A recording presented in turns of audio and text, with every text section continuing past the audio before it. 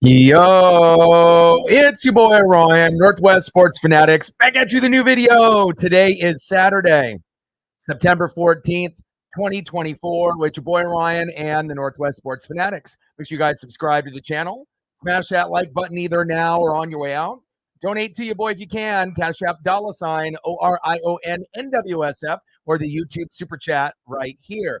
We got the Texas Rangers versus the Seattle Mariners. First pitch is going to be here in roughly 9 minutes. So let's cue up the music, take a look at the thumb, and let's get into the starting lineups. And we're double dipping today. We did the Oregon Ducks versus the Oregon State Beavers earlier, and I'm still a little bit under the weather, but I'm always here to grind. And on the thumb, on the left, we have right fielder Adolis Garcia. And on the right, you already know what it is. It's Julio Rodriguez. Let's get into the starting lineups here first for the visiting Texas Rangers.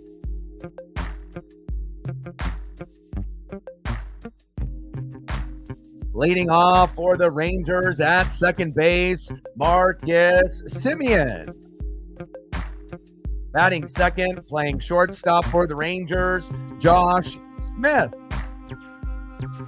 Batting third, playing left field tonight, Wyatt Langford. Batting cleanup, batting fourth, playing right field, Adolis Garcia. Batting fifth, playing first base for the Rangers, Nathaniel Lowe. Batting sixth, playing third base, Josh Young.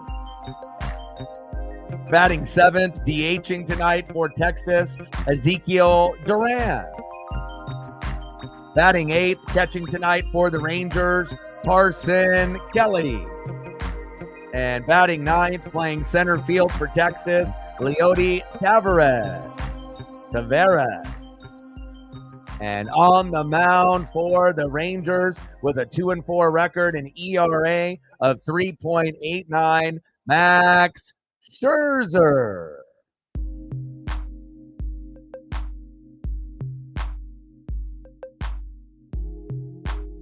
And, to be able to be up 4-1 in game number one and then have the Rangers score 4 straight and we lose 5-4 was really demoralizing. And then we end up getting down yesterday 4-0. I'm under the weather. I'm not feeling too good, but we still have a little bit of belief that we can chip away. And lo and behold, we get into a position where we get down 4-1, 4-2, and then Julio Rodriguez ends up hitting a 3-run blast last night, one of the best clutch moments in his career, and we end up winning 5-4 last night. Fantastic win for the Mariners. And now the starting lineups for your Seattle Mariners. Leading off for the Mariners in right field, Victor Robles. Batting second, playing center field, Julio Rodriguez. Batting third, catching tonight for Seattle, big dumper, catcher Cal Raleigh. Batting cleanup, batting fourth, DHing tonight for Seattle, Randy Arozarena. Batting fifth, playing left field this evening for Seattle, Luke Raley. Batting sixth, playing first base for the Mariners, Justin Turner. Batting seventh, playing second base for Seattle, Jorge Polanco. Batting eighth, playing shortstop for the Mariners, J.P. Crawford. And batting ninth, playing third base, Hollywood Josh Rojas. And on the mound for the Mariners, one of our aces, a 7-11 record, an ERA of 3.15. Let's get him some run support today. It's Walter, a.k.a. Logan Gilbert. And we need a solid 6-7 inning outing out of our boy, Logan Gilbert. And we're going to be shooting for 20 likes within the first hour, 30 to 50 overall, and 100 in the donos on every single stream. And we also go over this, multiple times in the stream. Make sure you guys are taking care of your mental health. It's the most important thing you can do every single day you wake up. Addiction, depression, anxiety, these are things that not only I battled, but I know some of y'all are battling them now or have in the past or recently. So if you're slipping into the darkness a little bit, make some minor adjustments to your daily routine. Exercise if you're not exercising. Eat healthier if you're not eating healthy and eating fast food every day. Listen to 30 minutes of music, right? Spend time with friends, family, and pets. And if you do these basic things, it'll help turn your life around and it'll help you win the day.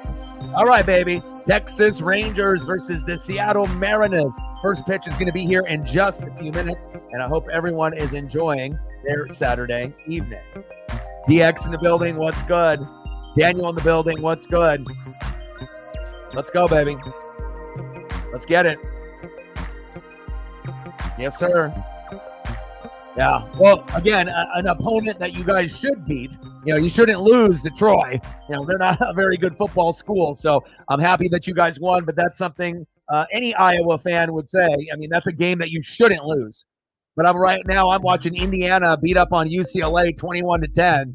And, I think that some of the new additions with USC, Oregon, Washington, and UCLA, obviously it's going to be a learning experience to go against some of these Big Ten teams that are kind of in the middle. And UCLA is getting a little bit of a rude awakening from Indiana right now. Let's go, baby.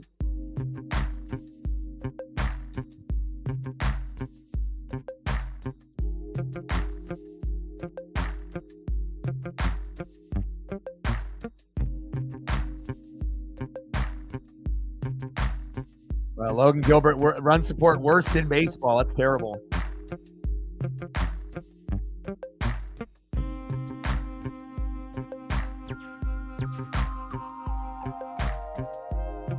This season versus the Rangers, 2 starts, 2-0 record, 14.2 innings, 4 hits, and no runs. That's a good sign, but hopefully we can end up, grinding it away. Braden, have a great weekend, my guy. And again, for a lot of the Husky fans that are going to be in the room, Captain Oreo and Reflect, obviously not in probably the best mood, dropping the Apple Cup to Washington State. Oregon beat Oregon State pretty easily. So again, college football, it's tough to be able to get, your team to be able to play their best football every single week. But hopefully things will get better, obviously as the weeks go along. If you haven't smashed the like button just yet, please do. We need 3 more to get to 10, and then we're halfway there to 20 within the first hour. And again, I know that we'll be able to hit those numbers. And again, a little bit under the weather. I've got a little bit of a stomach bug the last couple days. But again, if you end up pushing, when you don't feel well, I easily could have took the day off yesterday. But not only did I push, even though I was feeling terrible, not only did we hit, a couple different goals on the channel, with the likes and the donos, but we ended up getting a miraculous 4-0 comeback win, and we won 5-4. So a lot of times, where you can say, you know what, fuck it, I'm just going to take the day off. But again, there's plenty of athletes that have had flu games like Jordan and Kobe. And again, sometimes you just got to push. And it's always good for my mental health knowing that I can help others as well, because we usually talk about many different things other than just the stream. PJ in the building, what's good? Captain Oreo, I watched it, my guy. Again, going forward on 4th down and the big stop, by the Cougs. And again, if you ended up watching that game, which I did, I watched the whole game during the Civil War. You guys started off with 1 touchdown and 4 field goals, and that's not Husky football. And that was really the difference. The Cougs had a quarterback, obviously, that was a little bit more athletic, kind of had that Aaron Rodgers sidearm approach and was pretty good with his legs. And again, early on, it kind of felt like the Huskies were on upset alert, and kind of like how Oregon was in the first 2 weeks against Idaho and Boise State. And you guys battled back, had an interception in the 4th quarter, but couldn't capitalize, had another interception with less than 5 minutes to go, but that one got reversed because it hit the ground. And again, got to get touchdowns instead of field goals. And, it's tough, bro. Like, I get it, man. It's not always going to come out the way that you want. I'm watching Indiana beat up on UCLA right now, formerly of the Pac-12, 21-10 at home. So again, when you end up watching baseball, basketball, football, hockey, sometimes we get our hearts ripped out and it ends up being a tough day. But hopefully the Mariners can win for you and Reflect, Captain, so that way that you can end your night on a high note. I'm going to be watching the Bucks and the Lions in the morning. I'll do a reaction video to probably the Saints and the Cowboys and the Bucks and the Lions at like 1:30. I'll do a couple, and then we'll end up doing Sunday Night Football, where we're going to get the Bears with Caleb Williams against CJ Stroud and the Houston Texans. So that'll be the stream that we do tomorrow, and I'll do a couple reaction videos early tomorrow as well.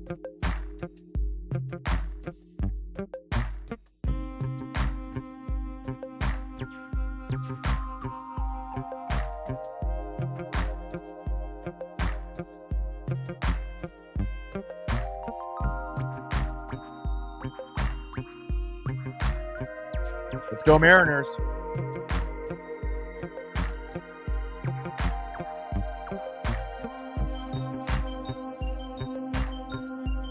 Let's go, baby. And like I said, you know, I don't joke around when I say I watch everyone. Like, I spy on every team. Like, you know, I got to be able to know what's going on. And again, yeah, and he's not a running quarterback, Will Rogers. So, and that's what they maybe thought, that he would catch him off guard because he never runs really the RPO or like a read option. But yeah, I agree. That was a terrible play call. Logan Gilbert, first pitch to Marcus Semien, popped up. Victor Robles is there, one away. We're going to win tonight, though. So even though Scherzer is pitching, we're going to find a way. We got to find a way for the Husky fans here tonight. Marcus Semien popped up there to Victor Robles, one away. Next up, shortstop Josh Smith.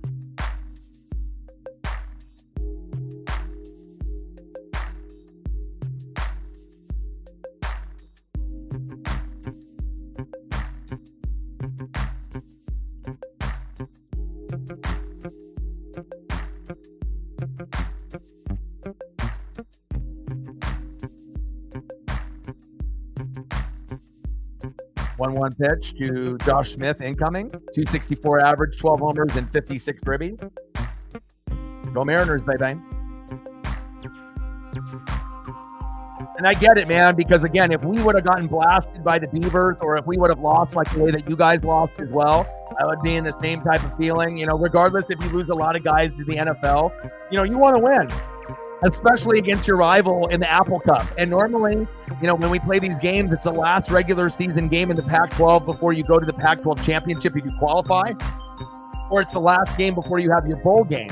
So to be able to play the game in the third week of the season instead of like November when it's cold and rainy, or snowy, typically in the Apple Cup, it was a little different. And I think that was an advantage, you know, for Oregon State as well as Washington State to be able to play a little bit early to play spoiler. Unfortunately, you know, they got you, you know, and hopefully you guys can still rebound from that as we have a little slow roll dribbler, throw to first base, 2 away. But hopefully things will bounce back for you guys. I don't have any bad blood even towards the Beavers or the Cougs or the Huskies. I just like being able to follow, you know, everyone and what they're doing. I appreciate greatness wherever it's at. Next up, left fielder tonight, Wyatt Langford. But I figured, you know, for Reflect, if he comes in and for you and a few of the Husky fans that are a little bit down, I figured, you know, even though I'm a little under the weather still, and I already did like a 3-4 hour stream with only like an hour break, I figured, you know, we're getting towards the nitty gritty and I grind and I'm going to be watching this game anyways.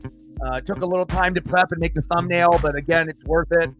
And hopefully the Mariners can end up getting the dub here tonight. 1-0 pitch to Langford, popped up. 1 ball and 1 strike. Matt in the building, what's good? Go Ducks. Like, sub, donate, comment, share, smash that like button early and often, baby.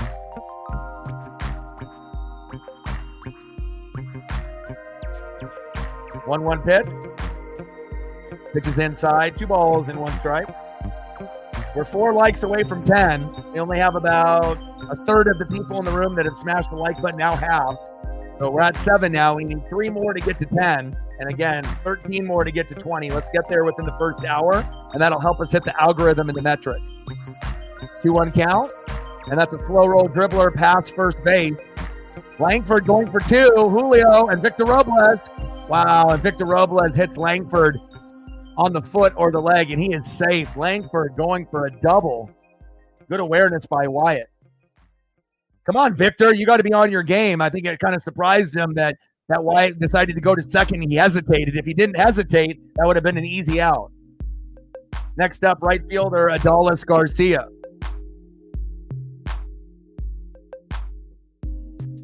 Appreciate you too, my guy. And I want to make sure everyone's mental health is as good as it possibly can be. You know, whether it's a big fantasy loss, a baseball, football loss, losses hurt no matter what they are. Fantasy football, if you're competitive, your favorite college football team, it hurts. Baseball team, it hurts. NFL team, it hurts. And again, when it ends up being with the rival, it stings a little bit. But again, I think you guys will be able to recover. And it won't, like I said, it's not going to derail the whole season.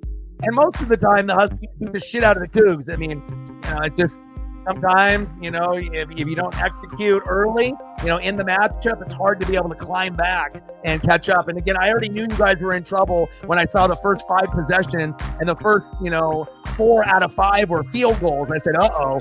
I mean, field goals are great, if you're getting those and you're getting in a position, but you don't want to have the ratio of 4 field goals to 1 touchdown. This isn't the NFL. This is college football. It should be, maybe 4 touchdowns and a field goal, or 3 touchdowns and a field goal, or 2 touchdowns and 3 field goals, but not 1 and then 4. That's too much of a discrepancy. And I thought, shit, man, if you guys don't get any tutties in the second half, this is going to be a long fucking day. But I appreciate you, my guy. $7 holla to get us started. Thank you, man. And again, I'm a little under the weather, but I'm here to support, for all the Pacific Northwest fans and to grind it out. Stacks on stacks, racks on racks, little cactus stack, bang, bang. Appreciate you. We're at 7:93 to go.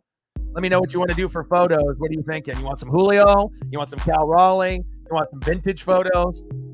You let me know. I got you. Griffey, Bones, Edgar, Ichiro, Randy Johnson. You let me know, brother.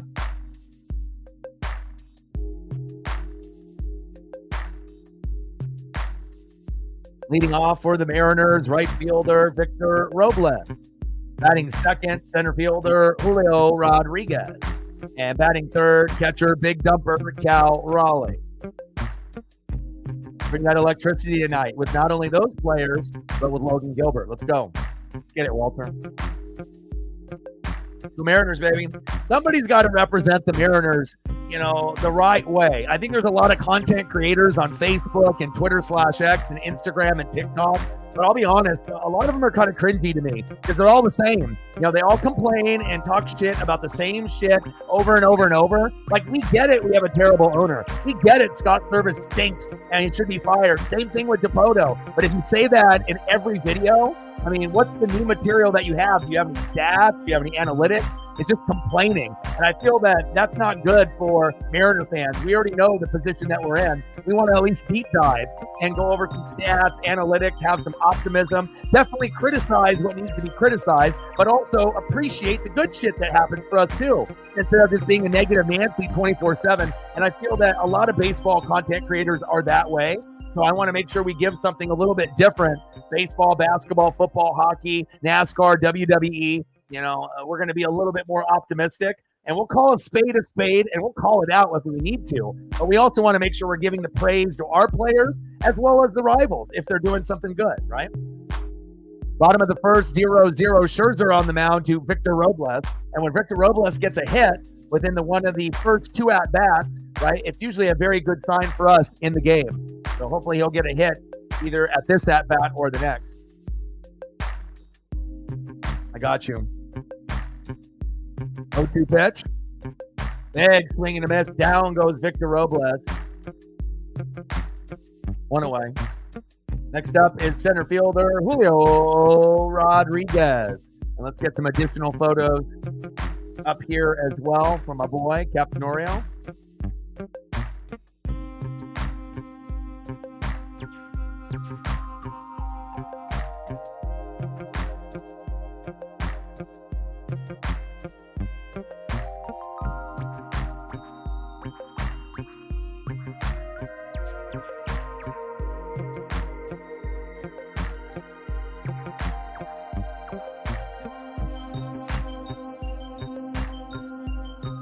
Strike 2 to Julio.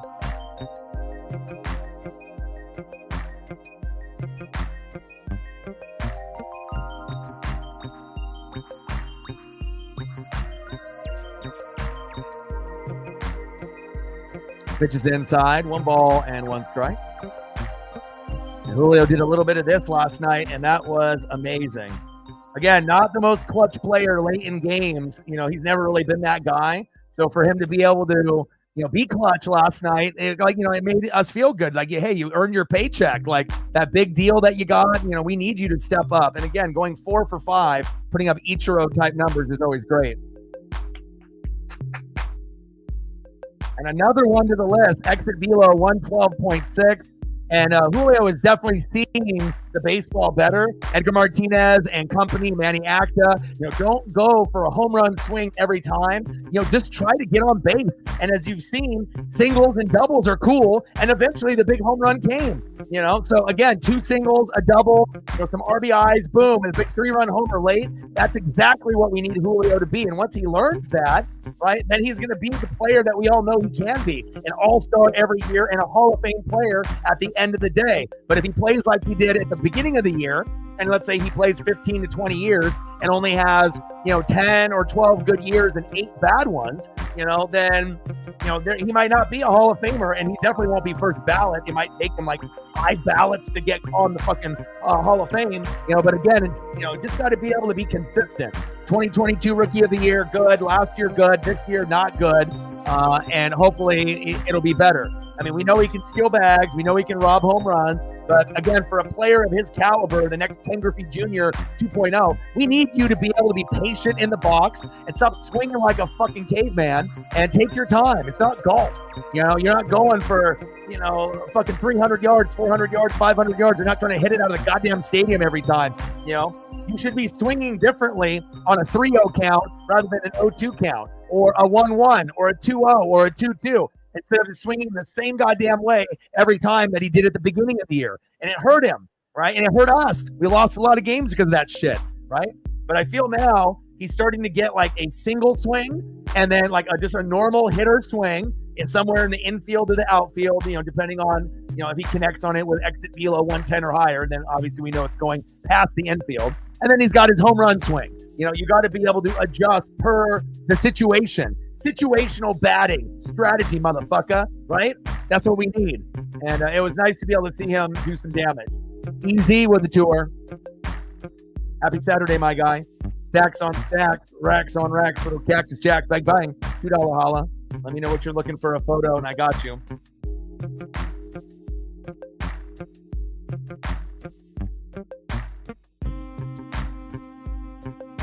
Yeah, third down conversion is rough. You know, if it was 33.3%, that ain't going to cut it. But again, you know, the story of the game is 5 possessions, 4 field goals made, which is awesome, but only 1 tutty. Puts a lot of pressure on your team in the second half, and they really did play a great job in the second half and made the adjustments to try to get those picks. But, you know, the Cougs brought their Super Bowl, you know, their bowl game performance, you know, today, and it showed. Cal Raleigh got him. Nice job by Scherzer. Look at that face. A face that only a mother could love. But he's got those 2-colored eyes where he's got like one blue one and one brown one. I know I've seen the condition in certain like cats and dogs, but some humans have it, right? Scherzer, Mad Max, man, when he's on, he's on.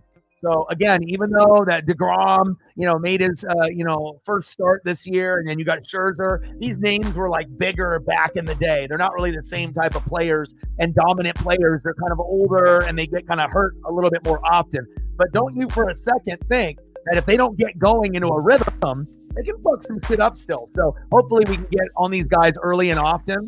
And I think this is going to be a little bit tougher than yesterday's matchup, even though we ended up being down 4-0 and came back and won 5-4. Same score in 2 games, but again, different outcomes. We were up 4-1, blew it. They scored 4. We lose 5-4 game 1. I'm like, fuck my life. Then game 2, I'm sick. Don't know if I really want to do the stream because I'm really ill, right? Got like a stomach bug. And I said, fuck it, let's do it. I tried my best, you know, and we got down 4-0. We had faith, cut it down to 4-1, then 4-2. Then here comes Julio the hero. 3 runs last, boom shakalaka, 5-4 win. Earn that paycheck, motherfucker. Julio. Great shit. One of the best memories I think I've ever had, just based on being sick and finding a way to push through, and seeing Julio be Julio. That was a great memory. One of the best memories of the 2024 season, regardless if we make the wild card or not, but we're still in it. It's a small percentage, but we have to keep battling. Rojas Arena, little blooper. And we leave one stranded. End of the first inning, 0-0, Rangers and Mariners.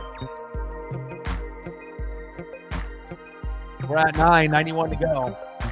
Absolutely. Some people are fair weather. Some people can't handle it, And again, do you think Pacific Northwest fans, it's not like we look forward to fucking losing and look forward to these horrible fucking losses and these long-ass losing streaks.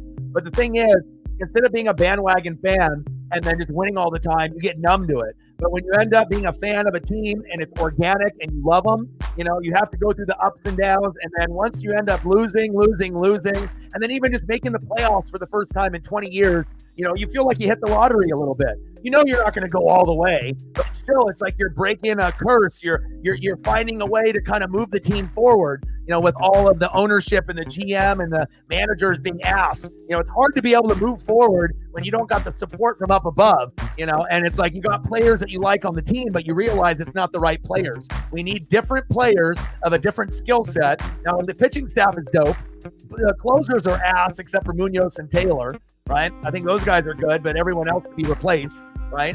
Matt Brash is definitely a keeper. He's been hurt all year, right? But again, Garver, get the fuck out of here. Polo, get the fuck out of here. Don't spend money on guys like that. And if you are going to spend 10, 11 million, you do it on relievers in the 7th, 8th, and 9th inning, so that way you get another starting pitcher. Someone gets hurt like Castillo. Instead of bringing in bum-ass Emerson Hancock, we can bring in another starting pitcher that we just have in the bullpen. You got to be able to think fucking ahead and be smart, and spend the money wisely, especially when we have catchers, right fielders, second basemen, and shortstops in the farm system. We got guys that we can call up. Okay, Harry Ford is the next Buster Posey. Okay, Lazaro Montez will be there in right field, challenging Victor Robles. Right, Cole Young and Cole Emerson can play shortstop and second base. Bye-bye, JP. Bye-bye, Jorge Polanco. I like JP, but if you don't get better, even though I like you and I think you got a great personality and you're one of the coolest dudes on the team, the bottom line is we already got enough guys hitting 150 to 200. And even though I like you, that ain't going to fucking cut it. They grandfathered him back into the leadoff spot, still was batting like 150. Then Dan Wilson was like, okay, well, we got Victor Robles here batting like 8th or 9th. When you do that and you let someone bat at the leadoff role and you got someone who's better like Robles in the 9, over a 10-game series, right, you lose 5 to 6 at-bats or more by having that guy in the 9 hole because everyone else is getting 5 and he's getting 4. Everyone else getting 4, he's getting 3. And again, if you got your best hitter getting the less attempts, that's just fucking being an idiot, right? So you got to make the change. And so at least they were smart enough to realize Victor Robles is our leadoff hitter moving forward. Okay, period. I don't give a shit what JP does. You lost it. The best you can do now is a 2-hole, but maybe you need to earn it and go to the 6, 7, 8, or 9 because you haven't been good. We like you, but you got to call a spade, right? Nathaniel Lowe, see you fucking later. There we go. Let's go, baby.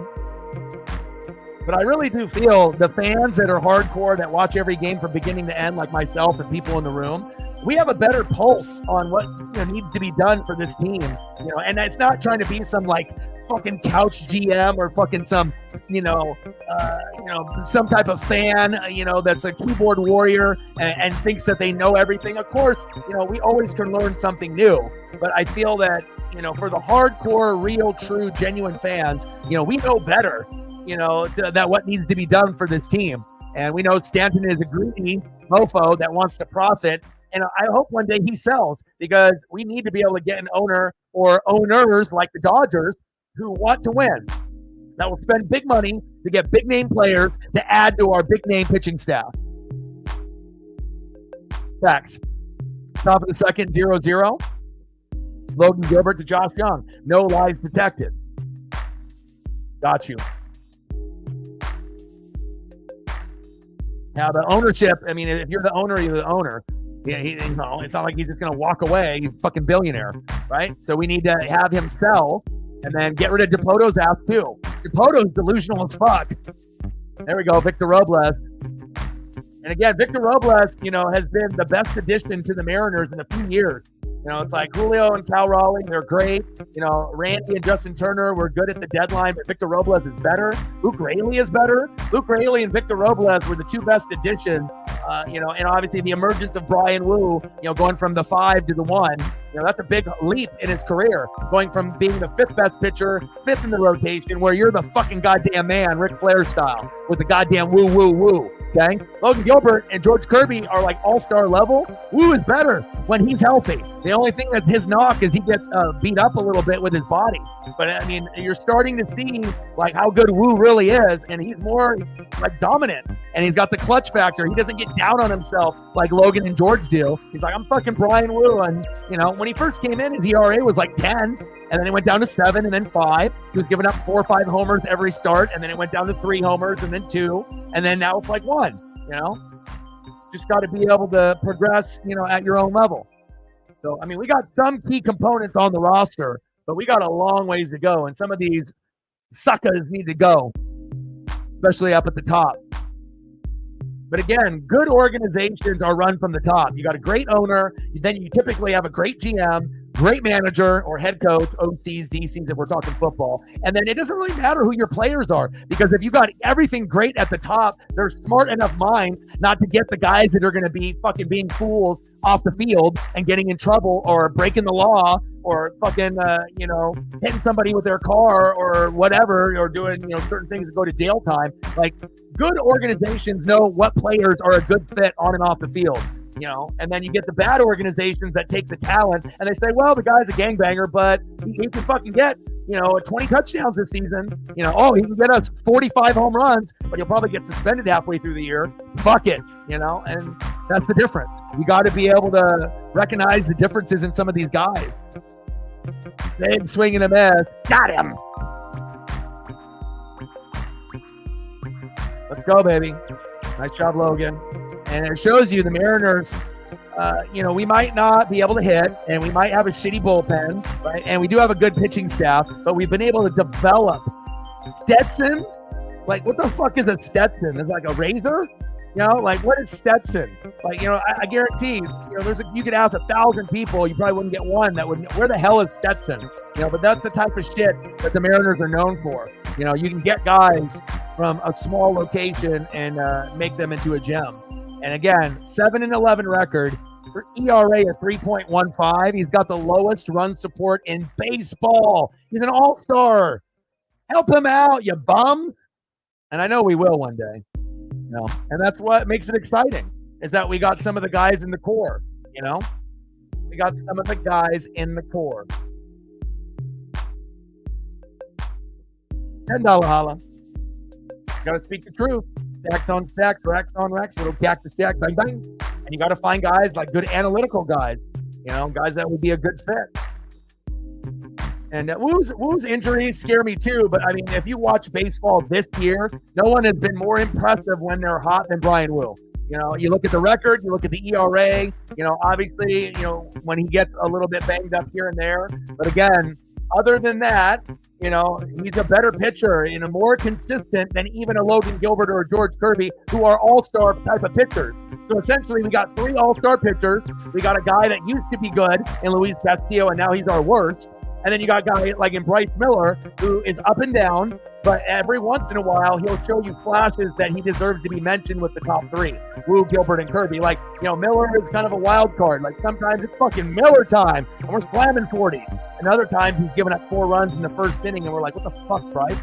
Right? So, there's potential is there. Get rid of Castillo, move him into the bullpen, and then get Jurickson. Durangelo, the Mississippi State pitcher that pitches from the left and the right. Get that guy up, Luke Raley up next. Let me know what you want to do for photos, and I got you. Bottom of the second, 0-0. Scherzer on the mound, 17 pitches in. Luke Raley, 242 average, 19 homers, and 52 ribbies in 2024.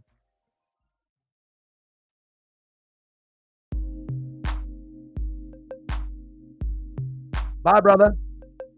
Not today. Bottom of the second, 0-0. Luke Raley with an RBI in 9 of the last 16 games. Been hot for us. 1-1 pitch. Jammed him. There we go. Run it. Ah, got him. I got you.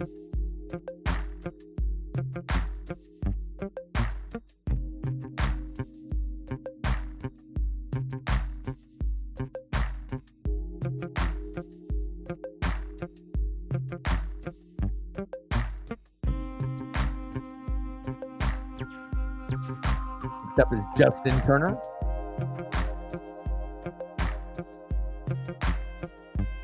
First pitch inside to JT, 1-0 count. 251 average, 10 homers, and 46 ribbies for JT, the oldest positional player in baseball, 39. So definitely can't really play every day at first base. You know, switches from first base to DH. And every once in a while, he'll make some plays. Like right here. There we go. Nice little bloop single right past the second baseman and shortstop. We'll take that. Nice bloop single by JT, Justin Turner.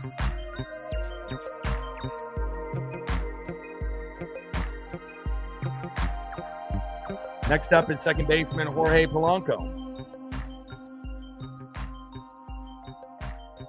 Like, sub, donate, comment, share. If you haven't smashed that like button yet, please do. We're at 10. We want to try to get to 20 within the first hour. Now we're at 11. 9 more to go to get to 20, and that'll help us hit the algorithm. Appreciate you guys. And we'll get some photos up here at the commercial break. Appreciate you, EZ, Captain, and DX.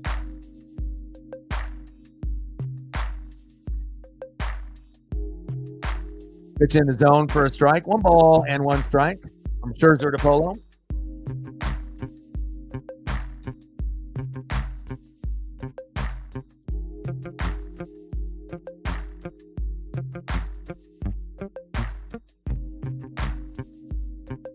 Chopper towards first base. There you go, Polo. You fucking shitting me? Back-to-back hits? What is this? That's when you know things are weird. Like, you're not even used to a team getting back-to-back hits. Like, it's rare. That's not a good sign. And then back-to-back-to-back is like a miracle. But that's what we need. We need more of that. 1, 2, 3 hits in a row, or at least 2 hits in a row often. Next up is shortstop J.P. Crawford. Anything you want to do for a photo, EZ, let me know. DX, I got you.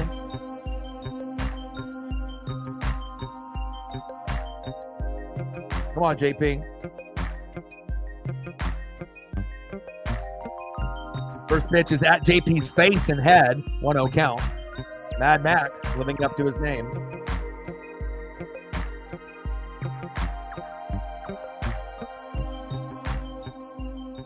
Georgia ain't going to lose. Who are they playing today? I highly doubt we're going to see, like Georgia or Ohio State lose until it's, someone significant, if at all. 1 hit. Stranding them on the bags. Yeah, stranding on the bags is a normal thing. Or you know what? Another great thing is that we do a lot. We finally get a couple guys on base, right? And what do? Double play. Double play. Double play. Oh, double play. Oh, hit into another double play. Oh, inning over. Oh, another double play. And it doesn't even matter if it's like first or second or first and third. You think if like first and second, you might be able to not hit into a double play, but we got that skill set where we can fuck up in any way imaginable. Come on, JP. Bottom of the second, 0-0. Runners at first and second with 1 out. 2-2 pitch to JP. Pitch is high. 3 balls and 2 strikes. Kentucky. Oh, yeah. No way in hell. I mean, especially when you look, if you pay attention and see how many NFL players are on the rosters of like Georgia and Ohio State, there's a reason why certain teams are going to be at the top. Oregon at 3 was overrated. I've been following them for a long, long time, and I can admit that. But for like Ohio State and Georgia, the rankings is is justified. Same thing with like Texas. And shout out to Quinn Ewers. I don't know if it's season ending, but I saw that he went down with an injury earlier today. And then Arch came in there and fucking scrambled for like a 50, 60-yard touchdown. No Manning is supposed to run like that. Kind of crazy that he's related to Eli and Peyton and he can run like that. But, if he is out for the year, Arch can definitely take over. He's capable. Those are both NFL quarterbacks. Pitches in the zone for a strike. Bases loaded to Rojas. We got JP on as well. Let's go. Don't fuck this up. Let's go Hollywood. 0 for 6 this series. Let's make it 1 for 7. 0-1 pitch. Rojas chops that one foul. Behind the count 0-2. Come on, Josh.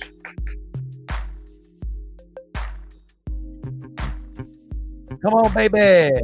2 for 6. 0 homers and 4 ribbies with the bases loaded. 2 for 6. That's pretty good. Chopper foul. Count remains no balls and 2 strikes to Rojas. 244 average, 19 for 78. Last 16 games, 238 average, 10 for 42.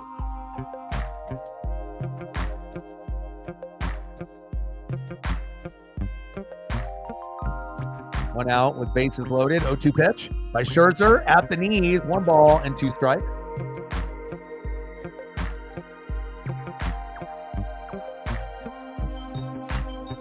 Come on, baby. Get on Scherzer. Let's go.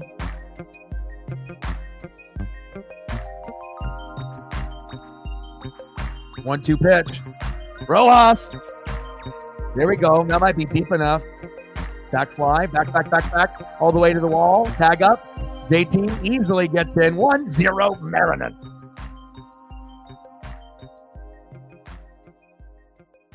Let's go, baby.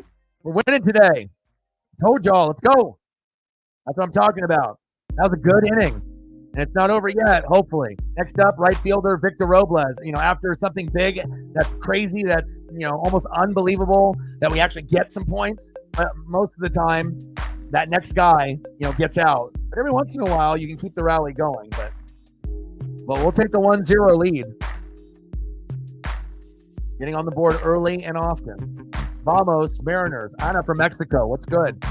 Victor with a bunt attempt.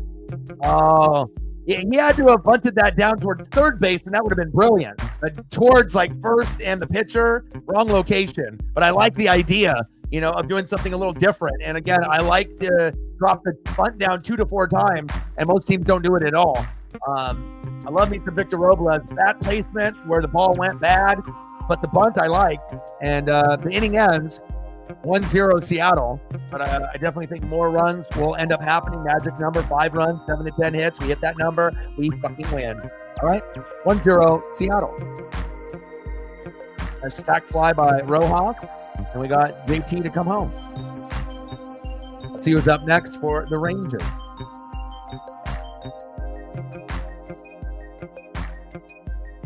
Next up for the Rangers, catcher Carson Kelly. Batting 9th, center fielder Leody Taveras. And batting 3rd, second baseman, leadoff hitter Marcus Semien. So, Mariners.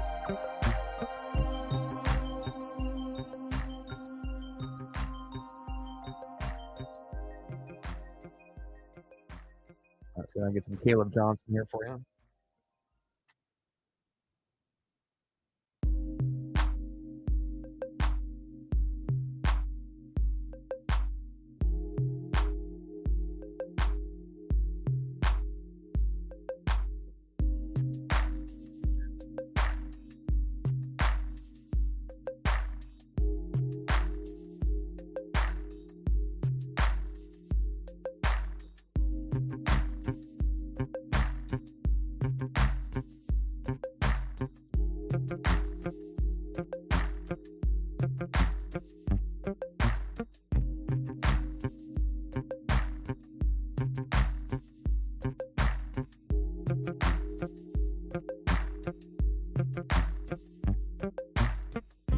Squeeze in one more here real quick for us.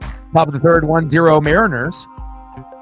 Logan Gilbert, first pitch to Kelly, fouled off, 0-1 count.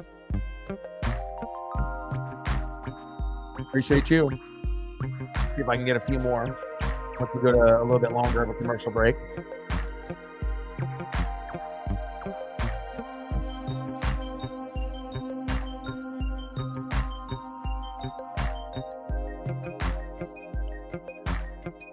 Top of the third, 1-0 Mariners. Logan Gilbert on the mound. 27 pitches in. Carson Kelly 0 for 4 this series. 1-1 pitch. Chopper up the middle. Fucking A, man.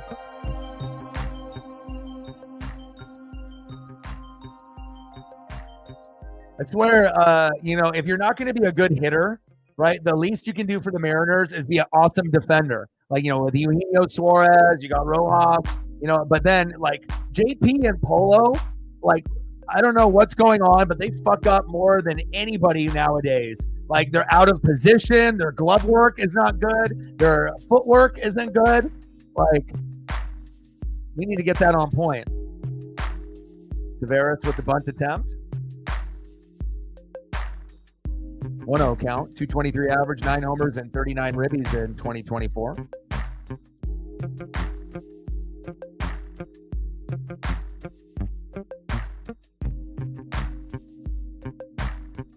One-0 pitch. In the zone for a strike. 1 ball and 1 strike.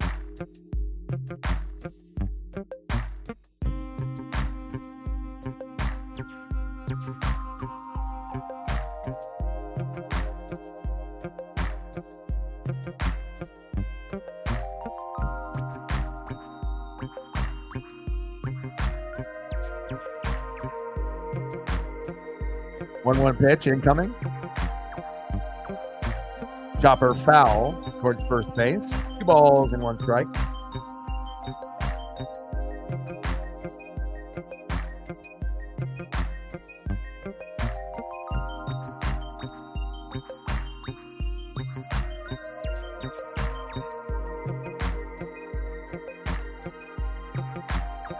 One-two pitch. Gilbert at the knees, and I'm really happy that we got Cal.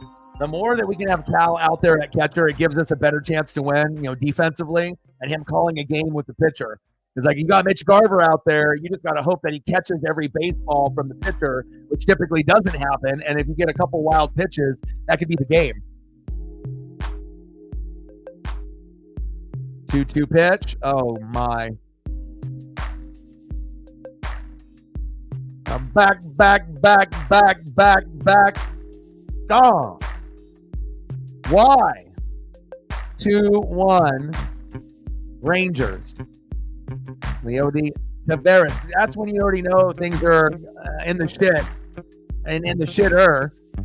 Can't let a fucking 9-hole hitter get a 2-run jack on you. Come on. Unbelievable.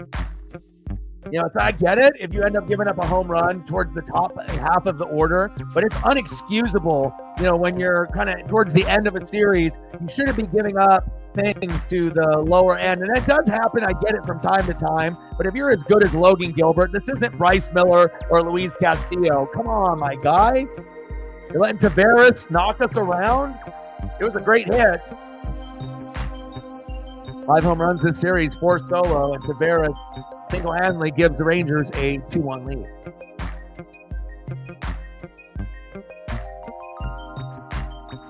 Simeon, slow roll dribbler, throw to first, 1 away. Next up for the Rangers, shortstop, Josh Smith. 2-1 Rangers. We just have the fucking lead. Can't we hang on to the lead for a little bit longer? Gosh, man. Have the lead and can only savor the lead for 5-10 minutes, and then if that, a commercial break, and then they have to immediately respond. We can't soak in a little bit of we're up by 1. Feels good for a sec. Guess not. Pitch in the zone for a strike from Gilbert to Smith. 0-1 count. Come on, baby.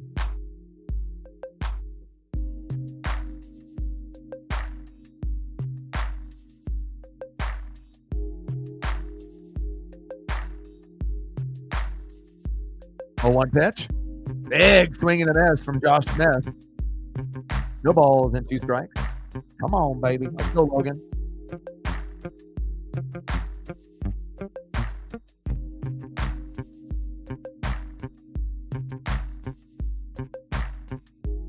0-2 pitch. Pitch is low at the knees. Did he go around? No, he did not. 1 ball and 2 strikes. To the shortstop, Josh Smith.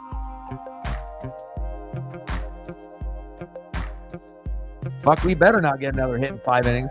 Better be sooner than that. It'll be sooner than 5. Popped up. Easy out there for the Mariners.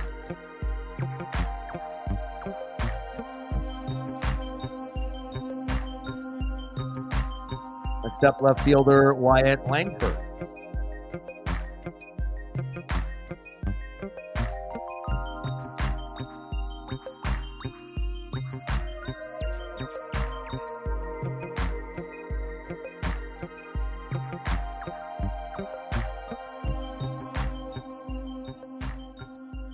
Two outs and 2 runs in. 2-1, Texas. Logan jammed him.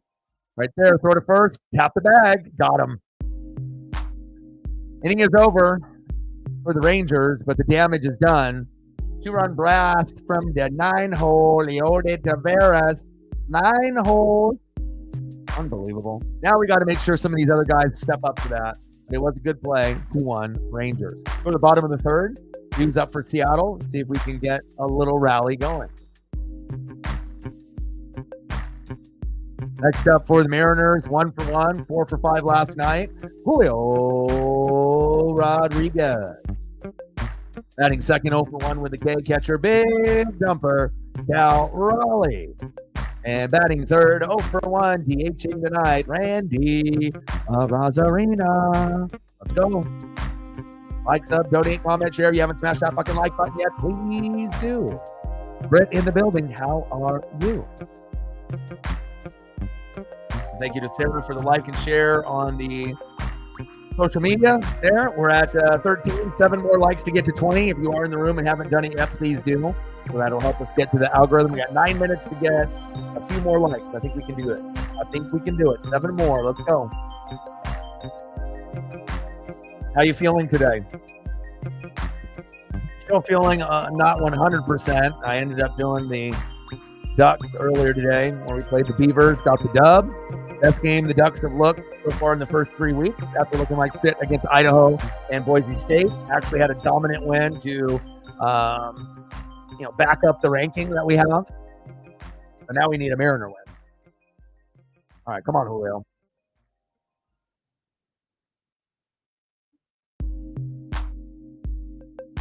Let's see if I can find any more Calebs that are worth putting up here.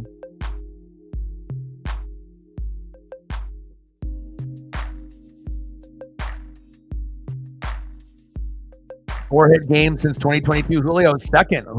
Freddie Freeman with 11, Arise 16, and then Bo Bichette 9. That's my guy. That's why people get so upset with Julio. So much potential.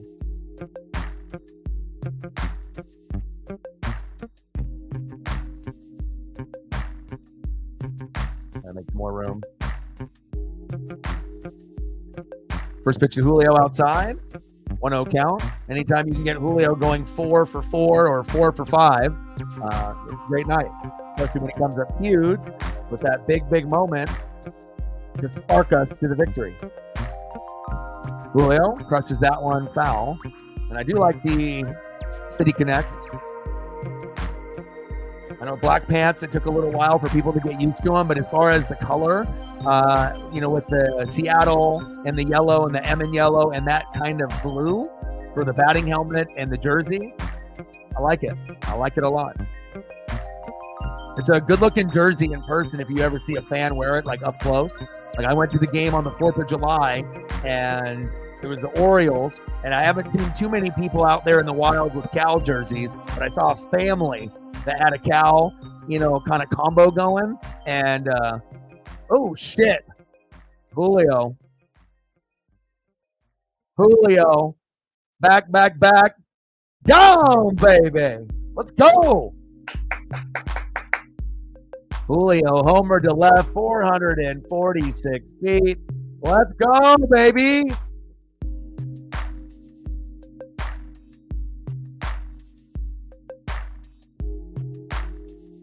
Unbelievable. Back-to-back games? Let's go. Crushes that one. Trident's up. You don't know when it's going to land. Goodbye. Yes, sir. 2-2. Mariners are knotted up. Man, Julio, you are something, my guy. You are something. Next up, big dumper, Cal Raleigh. Good for him. You know, for someone that has been kind of stinky bad for us, and for everyone that is a baseball fan, pretty much, you know, just giving up on him already. I mean, it's only year number 3. You know, it's like, yeah, 2 good years, 1 bad year, and everyone gave up on him. I highly doubt if anyone else had a superstar to the magnitude of Julio, that if he had 2 good years and then a bad year, you're not giving up on him. But people just love to rub it in when shit doesn't go, you know, that particular fan base's way. But kind of feels like he's back, baby. Let's go, baby. I mean, 4 for 5 yesterday and 2 for 2 home runs in back-to-back games. This is the Julio that we're used to seeing, and it's these jerseys too, man. I swear, man, it's like the Trident's up, but when you end up getting those jerseys, these ones right here with the batting helmet, I don't know, we turned into another type of animal. And then we start doing this, right? Giving people the boot. Good shit. Let's go, Cal. Bottom of the third, 2-2, Rangers and Mariners. Nice that we actually battled back. Like, you know, we punched first, they punched back with the Taveras home run, and Julio says, I'm back. And then, right, you know, we're not waiting 5-6 innings hoping to tie it up, or they end up having 4 or 5, and we having to catch up down by 3 or more. So this is a good sign for tonight. Pitch is low and at the knees. 3 balls and 2 strikes. It's a big dumper. The dumper's got some good eyes. Not going to swing at some garbage. Let's go.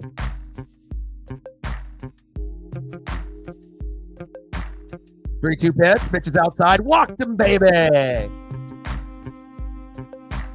There we go. Good eyes, Cal. Next up for the Mariners, 0 for 1. DHing tonight, Randy Arozarena. Let's go, Randy.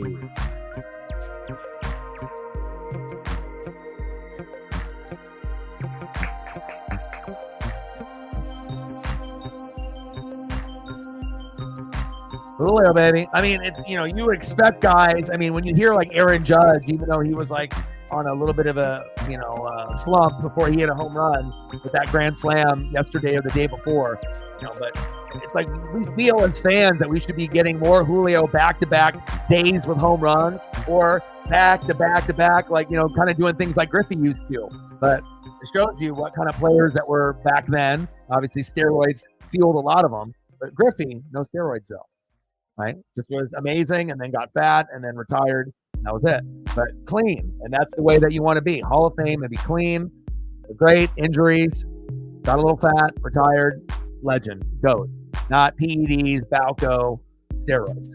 0-2 pitch. Randy Arozarena pops it up. Should be a routine play.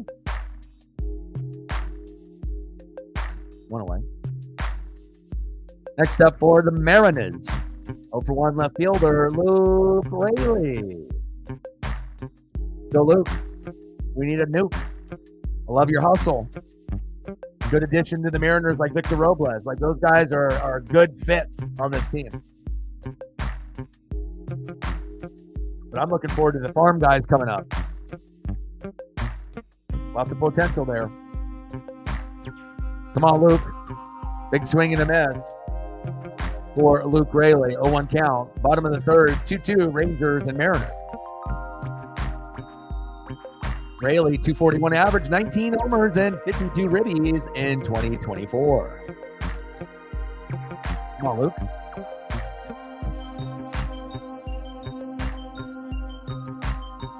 Luke crushes that one, but fading foul.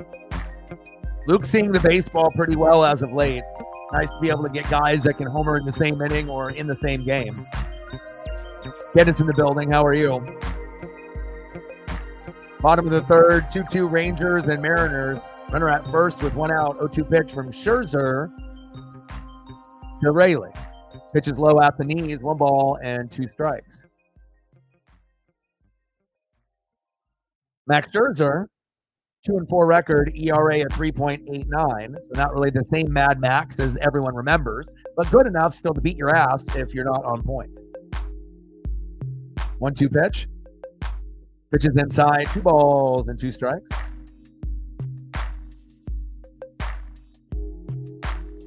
Congrats on moving into the new place.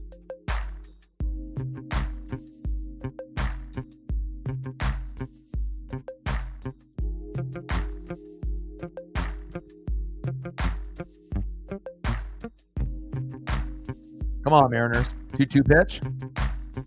Pitch is low and inside at the knees. 3 balls and 2 strikes from Max Scherzer to Luke Raley.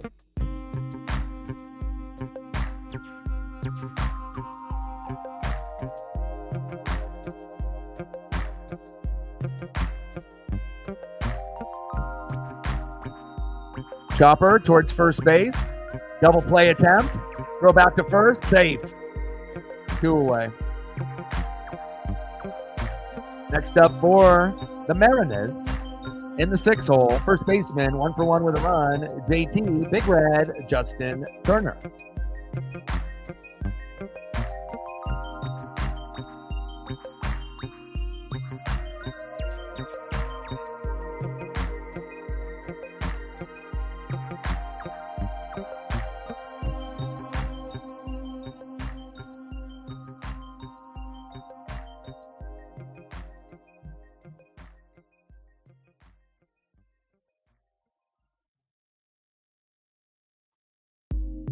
We're at 19.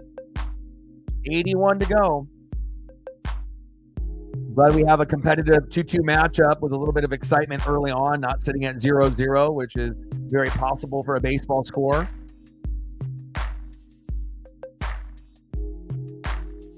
This one's going to go down to the wire. Come on, Mariners.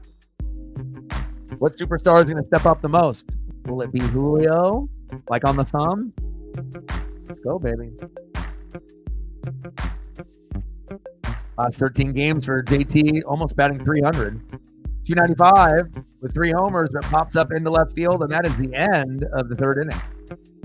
All right, well, at least we tied it up, and it's nice to be able to see that electricity out of my guy, Julio Rodriguez. We've been waiting and waiting and waiting and waiting, and then finally, in the last 2 games, the bat is starting to come alive, and it's not just home runs. We're getting, good contact baseball, 100 to 113 exit velo for some good hard-hit singles and home runs. Nice job, J-Rod. We love it. Keep it up. We expect it. Good job, baby. End of the 3rd inning, 2-2 Rangers and Mariners. Let's see who's up next for the Rangers. And if there's any photos that I have missed, let me know. And I'll try to get some more. Well, I got another last one for Caleb for you. See if this one converts.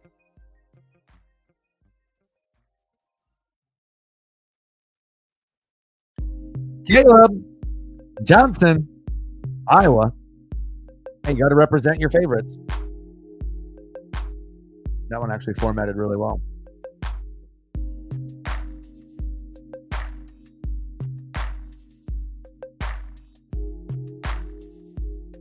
Next up for the Rangers in the top of the 4th, right fielder Adolis Garcia, 0 for 1.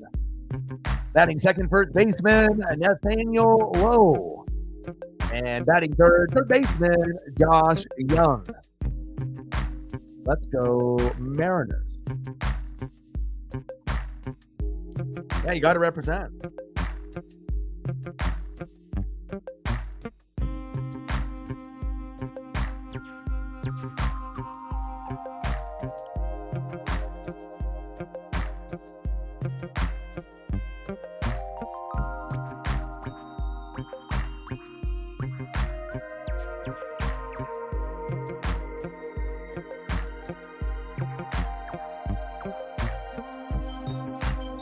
Adolis Garcia leads it off. Pitch right down the middle for a strike. 0-1 count. Second deck home run. We're knotted up at 2. Garcia calls time. O-Dog puts up plays that Matt takes the time to write out on a piece of paper. Boom. Don't know what that play is? Figure it out. The plays are for greatness. That's what they're for. This is how you win in life, in college football, in the NFL. Nice job, brother. Keep doing it, man. Like I said, and then you do that, and you can end up doing like, your little comments to, different highlight packages and whatnot, and you just got to be able to be consistent with it. Have the discipline. Top of the 4th, 2-2, Rangers and Mariners. Adolis Garcia, he is on the thumb as well, but don't get any crazy ideas, Garcia.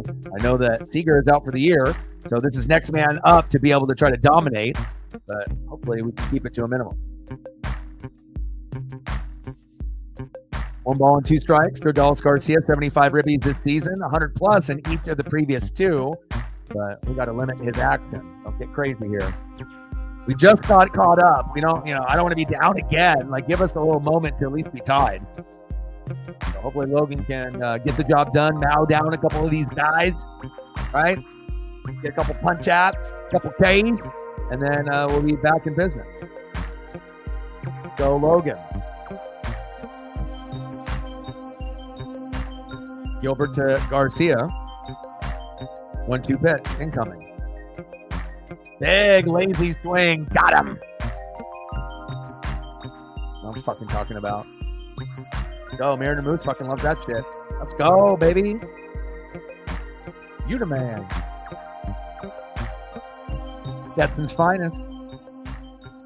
Nice job, baby. 1 away. Next up, first baseman Nathaniel Lowe. First pitch is outside. 1 ball and no strikes. I always like defensive photos like this too. It's like you always get the ones that they're batting or they're like close up. But I like the catcher photos the best when they have the catcher gear on. And then I like the ones where they're like making a play. Because obviously like to be able to get a big enough photo that can put the screen on a screen, it's got to be a pretty good shot and hopefully a good camera. And then you got the right dimensions. But those ones always kind of pop to me. Since we look at, different HD 4K photos every day. The best of the best. First baseman Nathaniel Lowe. 1-1 pitch. Live in the booth, Danny Glover and Lenny Wilkins. Get the fuck out of here. You're fucking shitting me. Danny Glover and Lenny Wilkins. Wow.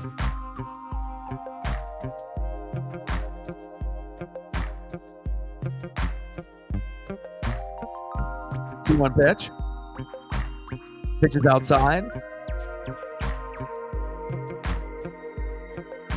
3 balls and 1 strike.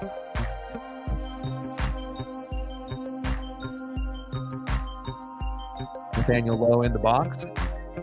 3-1 count from Gilbert. 50 pitches in. To Lowe. Smoke him. Check swing. Chop behind the catcher. Foul. 3 balls, 2 strikes. Come on, baby.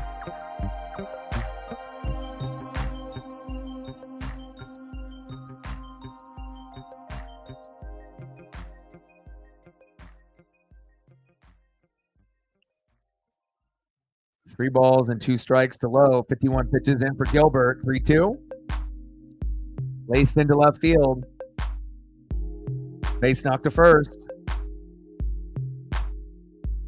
Next up for the Rangers in the 6 hole, third baseman Josh Young.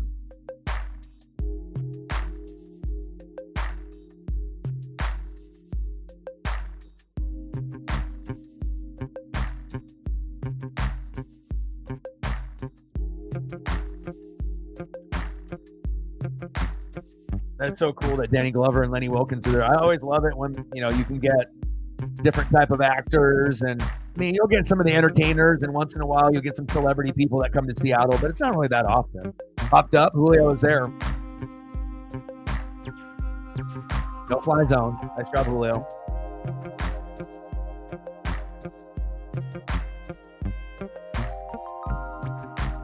Julio with a good defensive play. Got to have the one with his mitt, right? Ready to bring that electricity on defense, baby. Top of the fourth, 2-2, Rangers, Mariners. Runner at first with 2 outs. 53 pitches in for Logan Gilbert.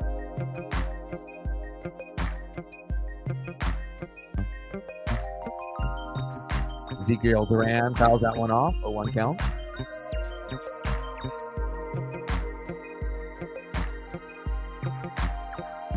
Duran DHing in the 7 hole.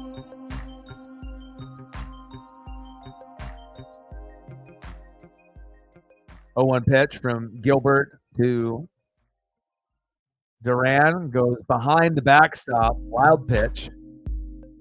Runner advances to second base. Come on, baby. Can't give him freebies like that.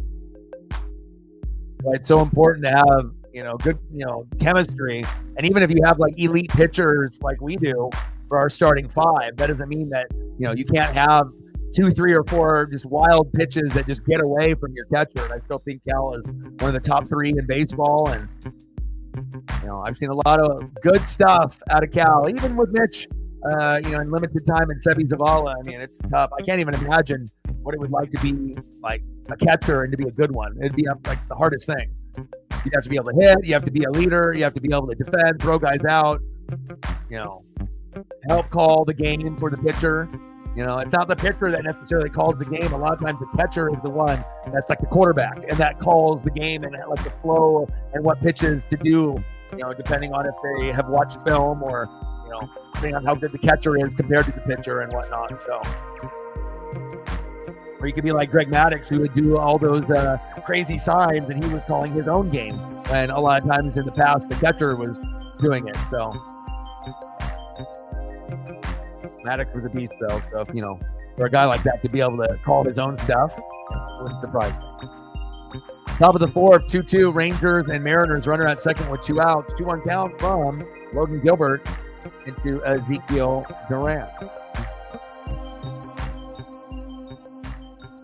19. Let's get to 20. Big swing and a miss. 2 balls and 2 strikes. Come on, Mariners. We got to get some more momentum, baby.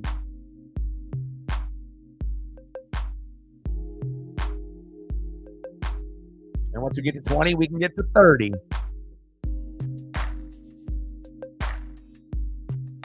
Two-two pitch. Chop foul. Duran is battling.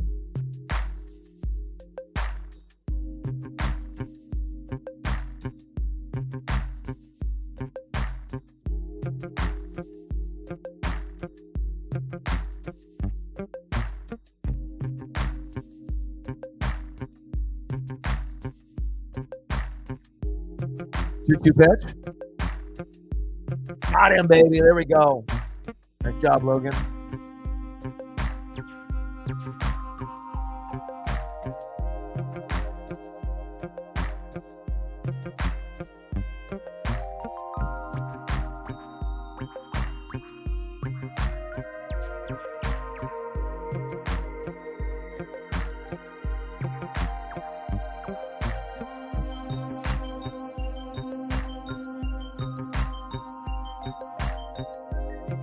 And they're rocking the Mariner jerseys too. How cool is that? Danny Glover and Lenny Wilkins got the Mariner jerseys on. Let's go.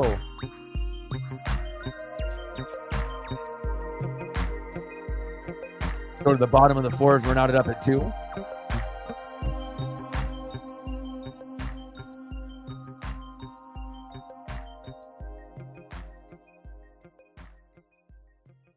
Next up for the Mariners, 1-for-1, second baseman Jorge Polanco. Batting second, 0-for-0 with a base on ball shortstop, J.P. Crawford. And batting third, 0-for-0 with an RBI, third baseman, Hollywood Josh Rojas. Let's go, Mariners.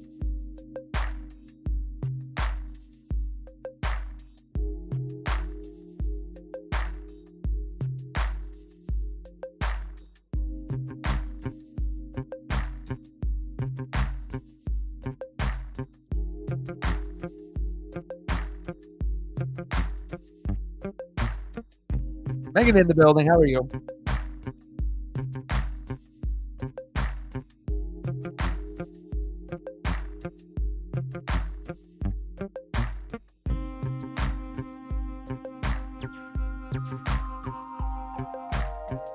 And UCLA getting blasted by Indiana, 42-13. Nice job, Indiana. That's tough for UCLA. But again, sometimes there's going to be teams that are going to learn what it's like to go to a new division. Got to bring your A game. And you don't have Chip Kelly anymore. So, all right, Polo. Show me what you can do, baby. We're knotted up at 2. Bottom of the 4th. Polo, 204 average, 14 homers, 39 ribbies. And I'm happy that his hitting has been better, but his defense stinks, man. I don't know. Like him and JP are always out of position. Glove work is very rusty at times. Nice catch right there by the Rangers. I hope we could do more of that. But it's like, certain simple plays seem like very difficult now for the shortstop and the second baseman. And luckily in our farm system, we got Cole Young and Cole Emerson that literally could take JP and, Jorge Polanco's spot immediately.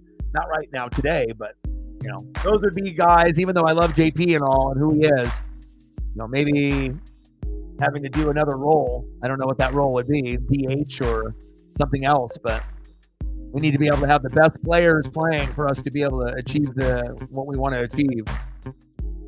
Can't be batting 100, 150, 180, 200 like everyone else. Popped up. 2 away. JP. But I still think you're like one of the coolest. You like, if you ever seen the interview with JP is like probably the most chillest player on the team. The guy is very intelligent, very outgoing. Rojas up next. And watches a lot of different types of programming, so is kind of in tune with different generations on different topics and whatnot. Overall, just a chill dude. Love him. Need that batting average and skills to be consistent if you want to be able to stay at that position, because, there's other guys coming for the job. Rojas towards the foul pole. And that's a nice souvenir. Nice catch. Okay, the guy in the parka. I see you. Mariners. What a catch. Fan catch. That's worth like a free beer or two. Bottom of the 4th, 2-2 Rangers and Mariners. 2 outs, bases all cleared. 0-2 pitch. Pitch is inside. 1 ball and 2 strikes to Hollywood. Let's go, Josh. 227 average, 7 homers, and 27 ribbies. Nothing to shake a stick at, but was the first player on the team to bat 300 to 350 for us this year. So in April and May, like Jared Kelenic used to do for us, spring training good, coming into the season hot, then getting a little bit, flatline, hitting a wall, and then sucking for a little bit, and then trying to bring their skills back. That's pretty much what happened with Josh. It was super hot early and kind of faded late, but he's trying to get kind of back in the mix of things. And it seems like the defense is getting a little bit better. Had a few slip-ups, and hopefully we can get some the bats to heat up with Josh Rojas. And if not, walk. Right, get hit by a pitch, but don't get injured. Find ways to get on base. There we go. He says, I'll fucking find a way. Little blooper to fucking right field. Nice job, Hollywood. That's my boy. There you go. Nice job. Rojas in the 9-hole. Perfect. Next up, the most consistent Seattle Mariner, right fielder Victor Robles. Julio starting to get back to true form. Cal's always going to be the most clutch in the 7th inning and beyond. Luke is starting to find his way. We just need more contributors. Let's go, Victor Robles. He is exciting. One of the most exciting players on the team, offense or defense. I like that he bunts. He's got a cool personality, always outgoing, doesn't get in a bad mood, just kind of goes with the flow. And we need more players like that, Randy Arozarena might be a big name, but it's very clear if you had to choose one or the other for the rest of their, contract, you're going Victor Robles and not even blinking an eye. Who would have thought that? Randy was the biggest name at the trade deadline, but just because a guy's a big name and he's good somewhere else, might not be a good fit, for the new team that he goes to. And we like him, but it's clear. Robles is a hell of a player, and he's better. He's better than Randy. Defensively, offensively, consistency, attitude, doesn't take plays off. Victor Robles. Let's go. 0 for 2 with a strikeout and a ground out. Not ideal. Usually when you get the hit in one of the first 2 at-bats, we win automatically. That hasn't happened yet, but that doesn't mean he can't go 1 for 4 late. 296 average, 4 homers, and 21 ribbies. Runner goes. Crushes that one into right field. Back at the warning track, caught. And that is the end of the 4th inning, leaving 1 stranded, but that's a good sign. Went pretty deep on that last one. Maybe the next time up will be the hit that we need. Let's see who's up next here for the Rangers.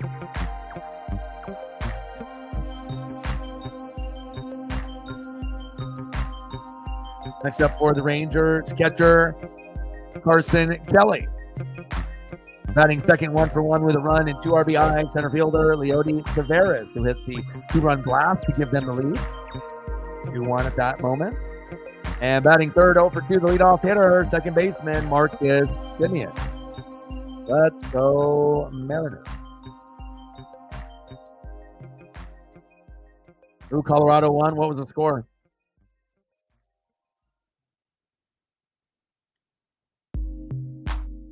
And like I mentioned multiple times in the stream, make sure you guys are taking care of your mental health. It's the most important thing that you can do every day that you wake up. You know, addiction, depression, anxiety. You know, not only have I gone through these things, some of y'all are going through it now, you know, or maybe recently. So if you are slipping, you got to hold yourself accountable. You know what your triggers are, what, you know, is good for you and what's not. So you get to a point where once you realize that, right, and you decide to do what you do, then there's going to be repercussions. So if you're not exercising, exercise. Eat a little healthier. And even doing those 2 things, you know, even if you're still drinking or partying, you'd be really surprised on how much of a difference that would make. And then if you're not partying at all, you'll even feel better. Eat a little bit healthier, exercise, spend time with family, friends, pets, cut out the toxic people. That drains your energy, and when you get your energy drained, you're usually into that depressed mode, you know, based on who is around you. So, and then people are more likely to drink and do other things. So, not just a coping mechanism, but partying too, right? But you get rid of the toxic, you do more good habits, you'll be able to turn your life around a lot faster, and then you can win the day. Let's go. Rangers, Mariners, top of the 5th, 2-2. Logan Gilbert still on the mound, wheeling and dealing.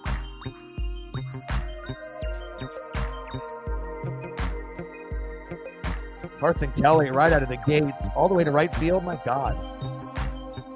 Leadoff single for Carson Kelly.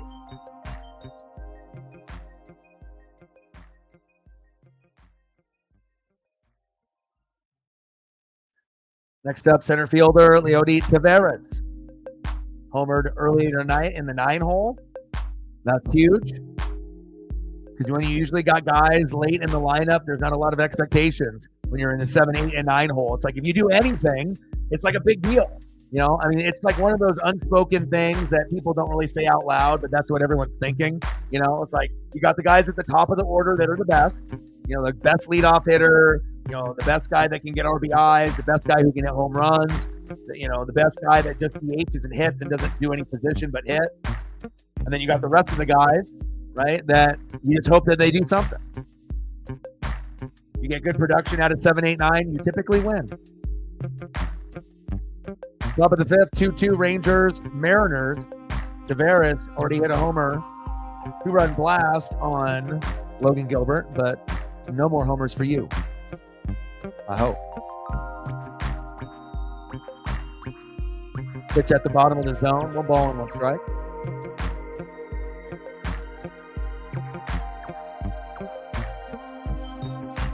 Come on, Logan. Give him that Stetson. Stetson's finest.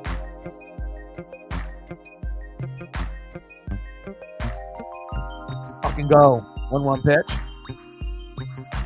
Pitch low at the knees. 2 balls and 1 strike. Finish strong, my guy. You don't get any help. You're an all-star pitcher like Kirby and Wu. Hopefully one day Miller. Castillo, not going to happen. Durangelo, maybe one day. Troy Taylor, like him. Andres Munoz, that's a guy. We just need more. And Matt Brash, we miss you. That's been the fucking bullshit, man. Like, you don't realize when you miss out on your 6th or 7th inning pitcher, you know, 6th, 7th, or 8th, and it's like a really good player, and then all of a sudden, poof, they're gone for the year, and you have no replacement, and that's what happened to the Mariners this year. Not good. Like that, single-handedly not having Matt Brash probably lost us like 15 games, maybe more. Like anyone that's a true Mariner fan would be like, damn, dude, that's like, you don't think that a guy makes that much of a difference, but getting out of that particular inning when things are going bad, you need guys that are clutch. You just can't have a bunch of bullshit in the bullpen and have like one guy that's good or like just the closer. That's not going to cut it. Taveras strikes out. Boom. That's what I'm talking about, baby. Let's go. Nice shot, Logan. Wheel and deal. Wheel and deal.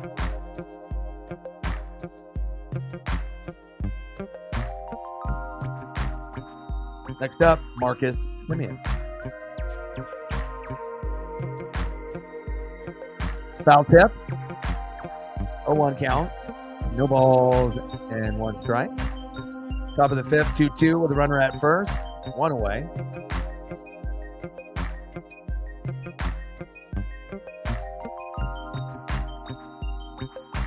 Pitches outside. Yeah, but don't worry, Captain. Oregon will have that day. It's not like we're going to go undefeated. Plus, anyone that's a Husky fan, like a real one, like a hardcore one, you got to be so proud on how good they did last year, and like even for me as an evaluator to think that, watching Michael Penix Jr. and what he was able to do, I could tell, like, I'm pretty good with evaluating talent, and to even go against a guy like Bo Nix, who's an NFL quarterback like a Baker Mayfield, I really do feel it when Penix gets a chance to show what he can do, maybe in a couple weeks, right? If Cousins gets benched, that was a special player, a once-in-a-generation type of player matched up with all the other pieces, Culp at tight end, Jalen McMillan, Rome Odunze. It's like you had a lot of NFL, sprinkled all over that. And then you made it all the way to fucking Michigan. And, like, if Oregon played Michigan, the same thing would have happened. We would have lost, because, like, when you're going against a team, Harbaugh, they run the ball, Corum, company, they play good defense, it's top five. You don't have a top five defense. You go against a top five defense, you get fucked up, and then sack lunch, loss of yardage, running the ball, stupid passes, interception, boom, you lose, and then, But I don't think it was like, I thought it was like a pretty cool thing, to represent the Pac-12 where we were disrespected for so many years. And regardless if it was Oregon or not, or USC or, UW or whoever, it's like, you just want to be able to have that pride and finish strong. Like, everyone saying that we're like baby brother. And yeah, it's a hard thing to win a fucking natty. Even the Big Ten teams just started doing it recently, and they've been there with Georgia and Bama, and they couldn't even do it. And they had more talent. So, when it's hard to be able to go all the way, but when you can win like big Rose Bowls and big games, you're getting closer. I think it's just kind of the jealousy with Uncle Phil and the money and the cool jerseys and helmets. And, yeah, of course we want to be able to win, but you have to have the right coach and, a lot of things, the right recruits. You don't get Chip Kelly, you don't get LaMichael and D'Anthony, and that's why that was the best generation of athletes that we ever had. And we're not even on that level anymore. Marcus Semien, back. See ya. 4-2 Rangers. Why? Really? Marcus has the distance. Goodbye. Next up, shortstop Josh Smith, 0-2. Damn, man. I think it's one of those funny things, when you end up being a Mariner fan or a Pacific Northwest fan, we're going to go through these ups and downs, with our college football teams, with our baseball teams, with our football teams in the NFL. The losing stinks, man. It fucking sucks. And especially if it's against like a rival when you're better, and it just wasn't maybe out-coached, or maybe, the play calls were bad. Third down was not good. Defense was suspect. There's so many factors, other team playing you like it's the fucking Super Bowl and they have nothing to fucking lose. And then you're playing good, but they're giving everything, Shit is hard, man. And I like to be able to root for all of you guys and watch all your guys' team. And I like to represent the conferences that we represent, because I think it's important. You got to be able to represent for what we and what our team stand for. Every fan base is a little bit different. Top of the fifth, 4-2 Rangers. I watched all of the Apple Cup. Reflect in the building. Tough, man. Watched the whole thing as I did the Oregon game at the same damn time. Watched it literally play for play. And I already knew there was a problem when the first 5 scores, 4 were field goals, 1 was a touchdown. I said, man, that's not a good ratio. And you see Washington State's quarterback fucking, using his legs and running around. And I was like, man, this kind of feels like an upset alert, like if they don't get going. And then the defense was great in the second half, couple picks. But the second one got reviewed and reversed. And then that was the one that if you would have scored on, you would have won the game. But they got reversed. And then, it just like so much pressure on a team that didn't get it done in the first half. And then you have to scramble late. And sometimes you just come up a little short. And then the play call at the end, right? You took a timeout and then you ended up running a read option with a quarterback that doesn't ever run read option. Tried to fool the defense. But Washington State wasn't fucking having that shit. And that was a bad play call. Again, if he would have scored, then I guess he would have been a genius. But that's the same thing you could say with a lot of plays that went one way or it went another. But I don't think that would have been high on my list, at that particular moment. Maybe do that play on a different possession, but not like the game on the line. Like, how about we throw the ball, or hand the ball off? Like, you have a certain play that's set up. So I don't think quarterback, let me run around and try to get the first down was the right idea. And hopefully they learn from that. I still think they're going to have a great season, but it definitely stings anytime whoever wins the Civil War or the Apple Cup. You want that shit. Got him. Josh Smith. See you later. And that's just, and obviously, when I talk about sports, I'm never doing it in like, a rival asshole way where you hear people like talk shit. I just think it's really hard for us to be able to hear sometimes like true criticisms of our team. And even when we know that happened, it all depends on who's telling you, and obviously, I'm watching the game, I got that empathy and sympathy, it's like, I'm just telling you what I see, and I know what you see when you're watching it, and I know that we're on the same page where we're seeing the same shit. Like, things did not turn out the way that they were supposed to turn out in that particular matchup. They were 2-0 going into the game like the Beavers. Execution is everything. I think Matt brought up the stats earlier too. They went like only 33.3% on third down.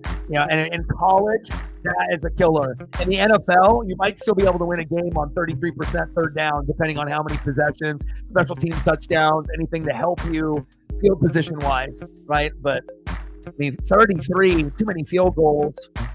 Yeah, tough, man. But hopefully things will get better. And I know Oregon is going to end up, losing. We're going to have our skin, bad moment. Next up is Wyatt Langford. But it was cool to be able to see Oregon actually play good for once in 2024, if I'm really being honest. Beaver trap game. We're playing the Apple Cup and Civil War at the third week of the season instead of the last game of the regular season when the weather's shitty. Advantage to certain teams. And then obviously disadvantage if it's early. And obviously it was a sleeper trap game for Oregon and Washington to play this game so early with so much meaning on the line. Even though they tried to act like it, Civil War doesn't exist and Apple Cup, it's like almost I feel like they're trying to take away our luster and like our magic of what makes our schools cool. And they're just kind of, fuck these guys, 12:30. Like, come on, man. Like, our shit doesn't deserve 5 p.m. or 6 or 7 p.m. Like, we're just dog shit. Like, you try to put us at 9 or 10 or noon. Like, that's all where we are. I want to see like the games on later. I get it. Not everyone gives a shit about Washington State, or Oregon State, but for the teams that, we root for, we do, It doesn't have to be for everyone. 12:30. Both of them. Couldn't even watch the other one after. Had me multitask. How dare they? Next up is Adalis Garcia. But for any Husky fan in the room, Captain Oreo, reflecting a few others, man, things will get better. Things will get better. Lessons are learned when you have bad quarters.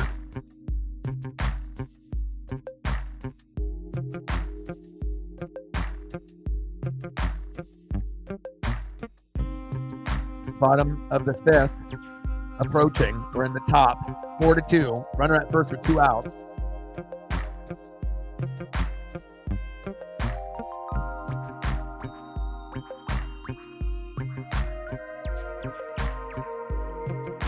We gotta do this here. Come on, baby.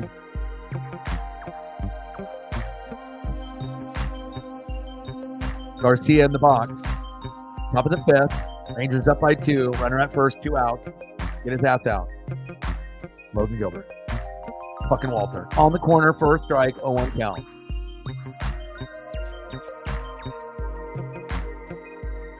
I'm still feeling kind of not 100%, but, you know, sometimes you got to push.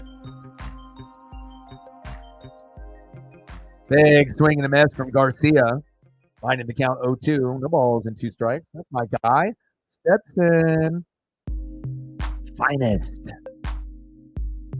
Garcia 0 for 2 with a flyout and a strikeout. Exactly what we like to see. No Seager. Wish him well in his recovery. But that would just be another headache for us, and we already have plenty of those on our own with our own players.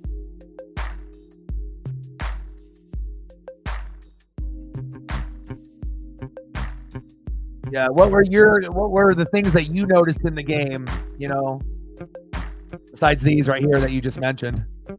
See, you already answered my question. I was like, okay, what do you think about this situation here? You're like, right here, brother. Scroll up. Oh, throw to second. Save. God damn it. Yeah.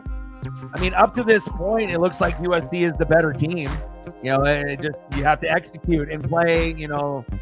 I mean, if you're looking, Michigan isn't the same team. They don't have the same players as last year. So it's definitely a beatable, winnable game. It's just that, you know, if you play like this year's USC or if you play like last year's, you play like last year's, you're going to lose. You play like this year, you're going to maybe even beat their ass.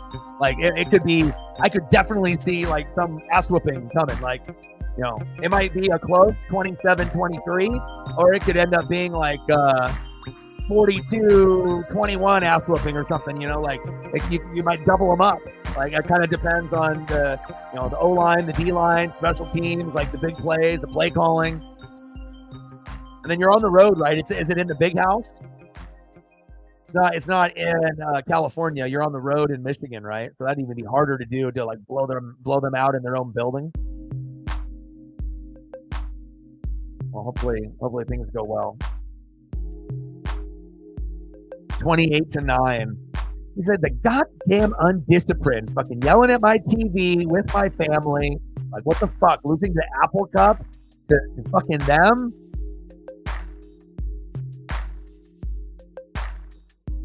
$16 total, 6. Yeah, that's a big difference. 10 extra. That's, you know.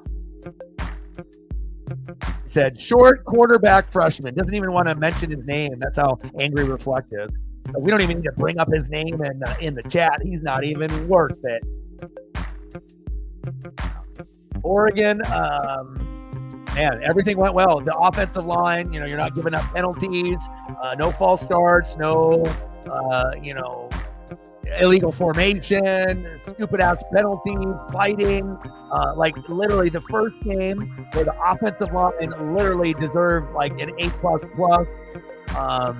And if they didn't do what they did, then Dylan Gabriel doesn't run for that big, long touchdown down the sideline. Didn't have a bunch of special teams big plays like the week before against Boise State. But the execution and then the defense was a little bit lackluster early on, a little lackadaisical, kind of going through the flow, few missed tackles, but then it got better as the game went longer. You know, in the second half, adjustments were made. Dan Lanning yelled, he listened. And it was nice to be able to see a full product of, like, every facet of the game, like, going the way that every Duck fan would dream of it going, and us winning by a big amount against them, you know. So first 2 games, garbage. You know, if you look at a grade level A to F, it was, you could easily say D on both, you know, based on our standards, or C- on both, and then finally had an A type of game. So that's always good. Bottom of the 5th, 4-2 Rangers. Gabriel in the building. It's a Cowboys and Rangers from Brazil. Cowboys and Saints tomorrow. Cowboys at home, definitely a good benefit for CD and Dak. Didn't really play that well against Cleveland in week 1 on the road, but at home, they usually rake, and they'll score a lot of points. So Saints had a big win against the Panthers. Week 2, a little bit different. So Good luck tomorrow. That'll be very interesting. I will be watching, and I will be doing a reaction video to that game, as well as the Lions and the Bucks. The Bucks. Hopefully, we can get a little payback, and Baker can continue his MVP type of season. Trying to be a top 5 MVP guy this year. Baker Mayfield. Who would have thought? Julio Rodriguez, wild swing, run to first. One away. That was terrible. But nice to see Julio go home run in back-to-back games. What? It happened? Really? So anytime you see a guy go 4 for 5, hit a game-winning home run, and then the next game he does it again, you're starting to see him hit situationally, right? You might swing differently from a 2-0 rather than a 2-2. And nice to be able to see him put in the work, and the baseball is there. Swing is confident. Still, some of his swings are, he's like, his whole body is into it where he's like falling down. Like, nobody should be falling down where you're swinging so hard. Like, you're going for the moon shot. It's like you literally are going to get the home run or fall down or almost fall down and look like an ass. And there's like too many wild swings from him, but I do see the single swing. And his exit velo on the single swing can even be 100 to 112, which is cool. You're going to get those good base hits. And then obviously for the big homers, last couple nights it's been double decker, okay? Double cheeseburger with cheese. And I like that. But we're down again, 4-2, bottom of the 5th, 2-1 count from Leiter to Cal Raleigh. But I always watch the Apple Cup and the Civil War every year. I don't care. Regardless of records, I'm always watching. Watched back in the day when Drew Bledsoe was there. I've gone through the Gardner Minshew. I've gone through, many different eras. Tuiasosopo. I got memories when I was a kid, and I remember when I would play tackle football, I had 3 sweatshirts. And even though I liked Oregon, when Washington ended up winning the championship, I got a fucking sweatshirt that I wore. I had a Notre Dame one and a Michigan one, just because they were on TV. It was cool to watch them. Defenses were fucking cool. And I was like, all right. That vintage stuff, those memories that you have, back when you're in first, second, third grade, fourth grade, fifth grade. That would have been back in what? Fucking Washington co-championship, 91. So I was what, 9? So that would have been third grade. Third grade swag.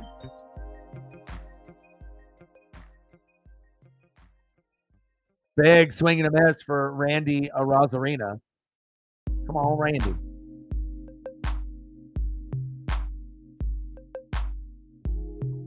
What's crazy? I actually might still have that in a drawer somewhere in here. Like that 1991 fucking Huskies sweatshirt, man. It's the only thing Huskies I own. But again, back then, I just loved sport of everything. I was rocking like Penny Hardaway champion jersey, Allen Iverson rookie jersey, the red one in '96. Like, that was like my vibe. Like, there was still stuff that we loved as like Blazer fans and like Mariner fans, but pitches outside, 1 ball and 2 strikes.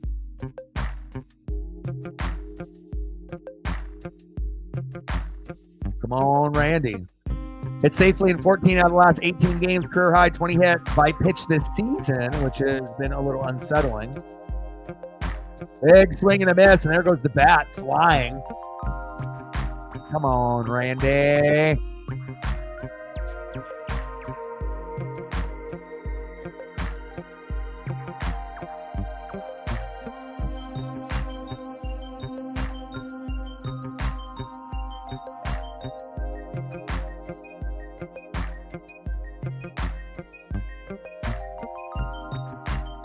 Bottom of the 5th, 4-2 Rangers. Leiter on the mound, 13 pitches in. Next up is our boy, Luke Raley. Really like Luke Raley's fit on this team like Victor Robles. It's one of the cornerstone pieces, including Julio and Cal. You just got to be able to find more Victor Robleses and Luke Raley's, and then you got to take away some of the other players and bring up those farm guys. I'm ready. Time for a change. Big swing and a miss. No balls and 2 strikes to Luke Raley. I really like these City Connects. I know the Black Pants still are not for everyone. That's one thing Mariner fans usually agree on. They don't like the Black Pant combo with it.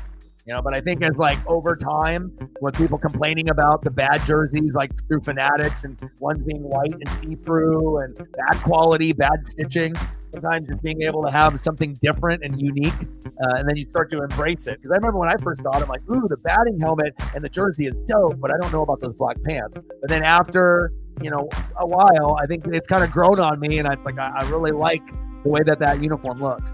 Is it the best pant combo? No. But the reason that they rolled with it, because it's just so different, instead of just doing blue top, blue bottom, and being just, that's what it is. So, which would still be pretty awesome as well. Everything blued out with the yellow, that would be the best vibe, the best look. Give me those same color from the jersey to the bottom. And you got to match the cleats too. They got to have like the Brian Wu. Bottom of the fifth, 4-2 Rangers, runner at first with 2 outs. Come on, Luke. Let's go, baby. Back. Goodbye. 4-4. We're tied up on a 3-2 pitch because Luke Raley loves to fucking nuke it. Goodbye, baseball. And we're tied up.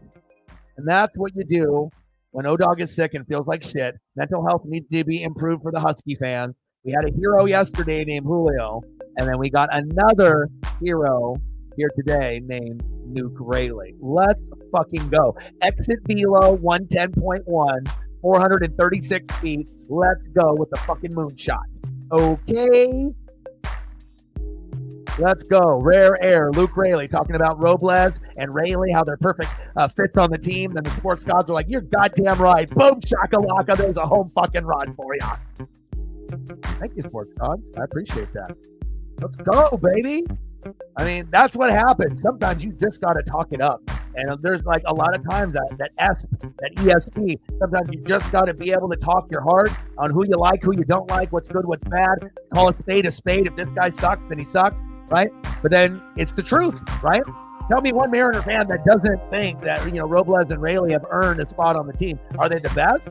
Robles has been at one point or another. We got other guys that got a lot of potential in Julio and Cal, but you got to be able to find your cornerstone gems, to understand what you're working with and build from there.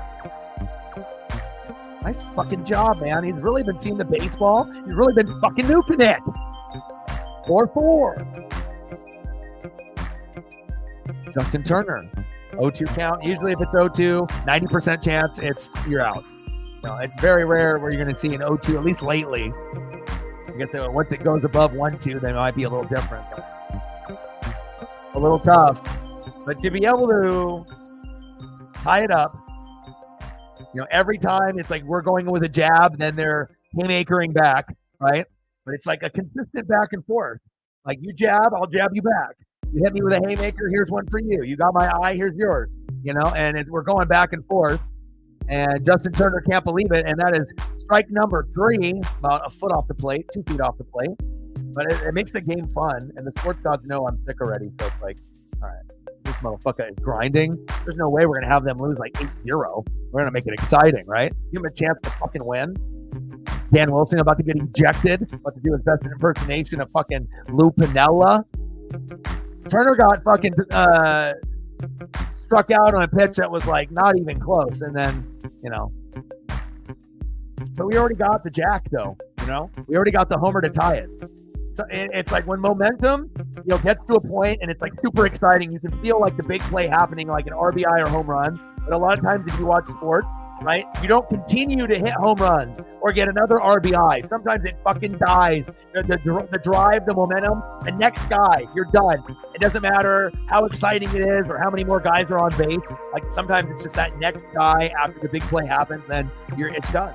They're going to strike out, or it's a pop-up or a ground out or whatever the case is. I don't know why that is the way that sports works, but that's how it is. But sometimes you can get extremely lucky and then you can kind of do the back-to-back thing. But you have to have guys like Ohtani and Mookie and Freddie and Teoscar Hernandez to do shit like that. Not every team is lucky enough to have Aaron Judge and Giancarlo Stanton and Juan Soto. Playoffs will be fun, though. We just want to be a part of it. Go M. Next up for the Rangers, knotted up top 4-4, top of the 6. We tied it up again. Never give up. We're grinding, baby. First baseman, 1 for 2 with a K, Nathaniel Lowe. Batting second, third baseman, Josh Young. Batting third, DHing, Ezekiel Duran. Let's go Mariners.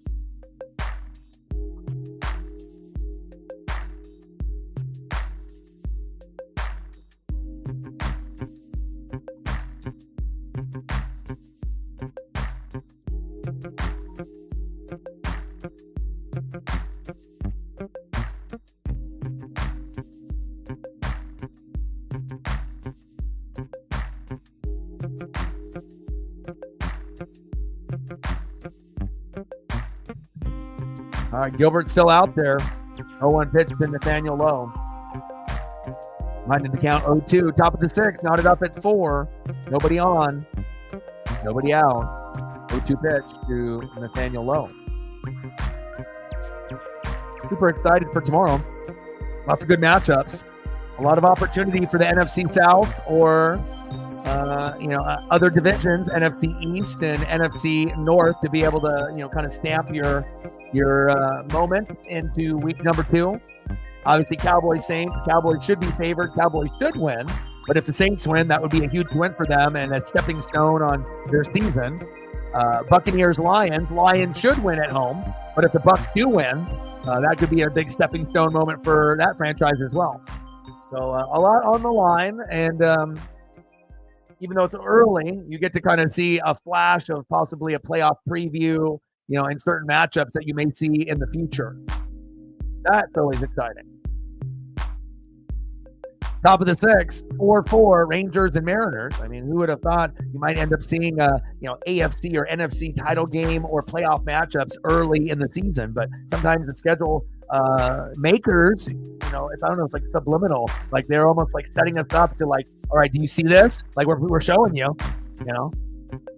Little dribbler towards first. Justin Turner still angry. Never going to cut his hair now. 2 away. That was a really bad call, though. If you saw the call, it was like low, away, and like 2 feet. And they just said, fuck it, you're out.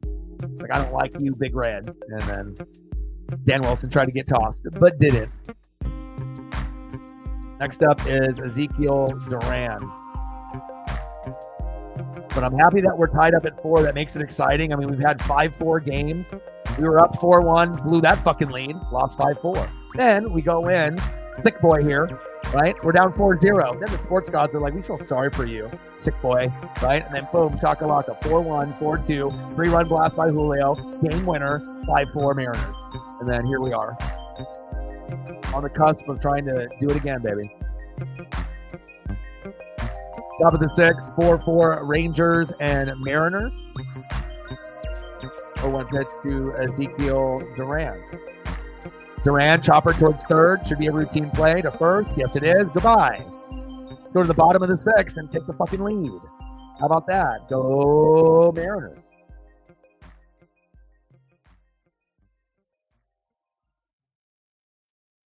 Like, sub, donate, comment, share. I don't know what we're at on the likes, but hopefully we're at 20 by at least now. It's been a long time. It should be at least at 20 now, you would think, right? I hope we're at 20. 25. Okay. If you're in the room and haven't smashed the like button, do your boy a solid. 4 more to 30. We're at 26 now. Thank you. 4 more to 30. Let's get there. And then once we get to 30, it's a lot easier to get to 40 and 50. Appreciate you guys.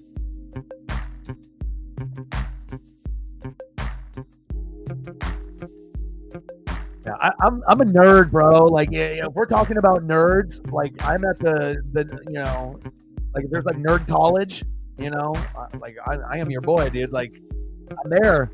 The amount of reading and the amount of spying I do on like other teams and players. Like there's a reason why we're called Northwest Sports Fanatics. We are not fucking average. We're not bandwagon. We're not fair weather. We're talking about like the most hardcore fans on planet Earth. The people that memorize the stats and the analytics, some people that got the monster jersey collections, people that have season tickets and it's been going for 80 years. Like there's different levels, but it's all about like the engagement and how much you love the team, how many games you're watching. Not everyone can be a sport fanatic. Even my fucking dad is a sport fanatic. He watches every Dodger game. Grew up in LA, in the 50s, Sandy Koufax, Don Drysdale, like to have the commitment to watch every game on the laptop or even watching like a movie, with the wifey, and then you're like, you got it on the laptop, you're kind of at one eyeball on the laptop, one eyeball like on the other thing, like that's commitment, man. We're built different. Astros always winning, man. We can never catch a break. Can we catch a break, please? Astros, can you lose, please? They're like, no, we're too good.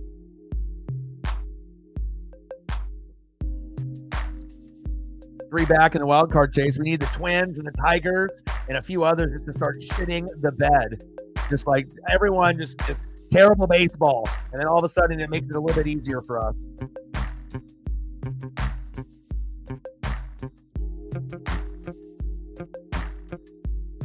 Bottom of the sixth, 4-4, Rangers and Mariners. Great NFL games on tomorrow. Christian McCaffrey, number one pick in fantasy. Everyone has been losing games, but I refuse to. You don't get rid of a guy like that. Put him on your bench, right? You wait a month, right? Nick Chubb will be ready at that point. Boom, Nick Chubb, Christian McCaffrey, X Factor, boom, shakalaka. Not everything is perfect in fantasy with players. Popped up, Polo back to the warning track. It's like, fuck, man, you don't got a backup plan. You're fucked anyways. You got to make sure you get the proper backup. And I learned that, by myself, with also people like reflect, and you watch how other people play, and you pick up tendencies, and you understand if you did something wrong, that you don't do it wrong again. You got to make sure you got running back.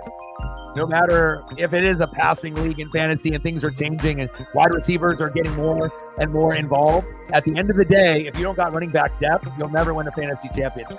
I mean, ask anybody.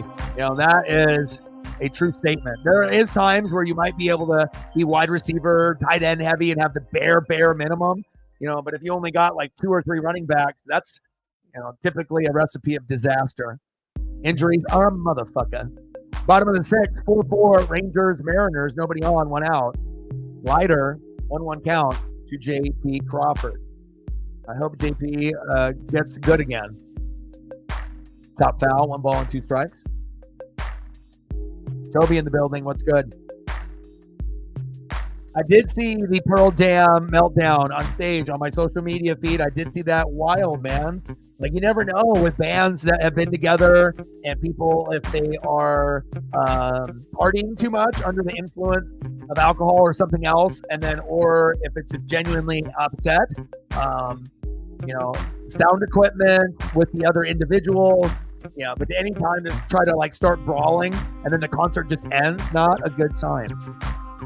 JP Crawford, another not good sign, strikeout number, whatever that was. Strike 3, goodbye, JP. 2 away. Next up, third baseman, Hollywood, Josh Rojas. Yeah, but it doesn't really surprise me that often. You'll see bands kind of go at each other from time to time, but again, it's not something you're going to see every year. So when you do see it, it definitely stands out in the feed, even if you didn't listen to that music. Pitches outside, 1-0 count to Hollywood, Josh Rojas. Like, sub, donate, comment, share, help your boy out. Let's get to 20 likes, 30 likes, maybe 40 likes. 1 for 1, sacked by, single. Rojas, he's a Hollywood. J-Row, top foul. 1-1 count to J-Row. Let's go, baby.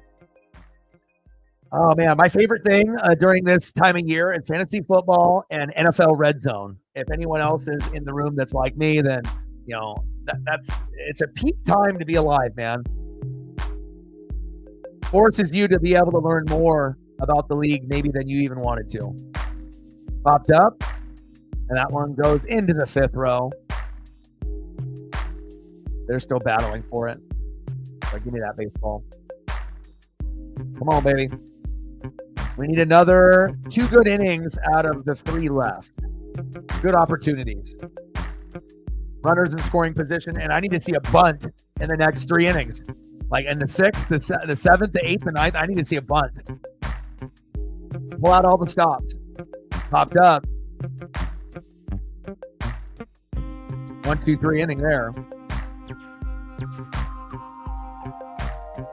End of the 6th. 4-4, Rangers and Mariners. Go to the top of the 7th. Let's see who's up next for the Rangers. Next up for the Rangers, 2 for 2 with 2 runs in the 8-hole. Catcher Carson Kelly. Batting second, center fielder in the 9-hole. Leody Taveras, 2-run blast. 1 for 2 in the 9-hole. You get production down here, 8 and 9, and they can get on, get runs scored. Easy advantage. And batting third, back at the top of the order, second baseman Marcus Semien, 1 for 3.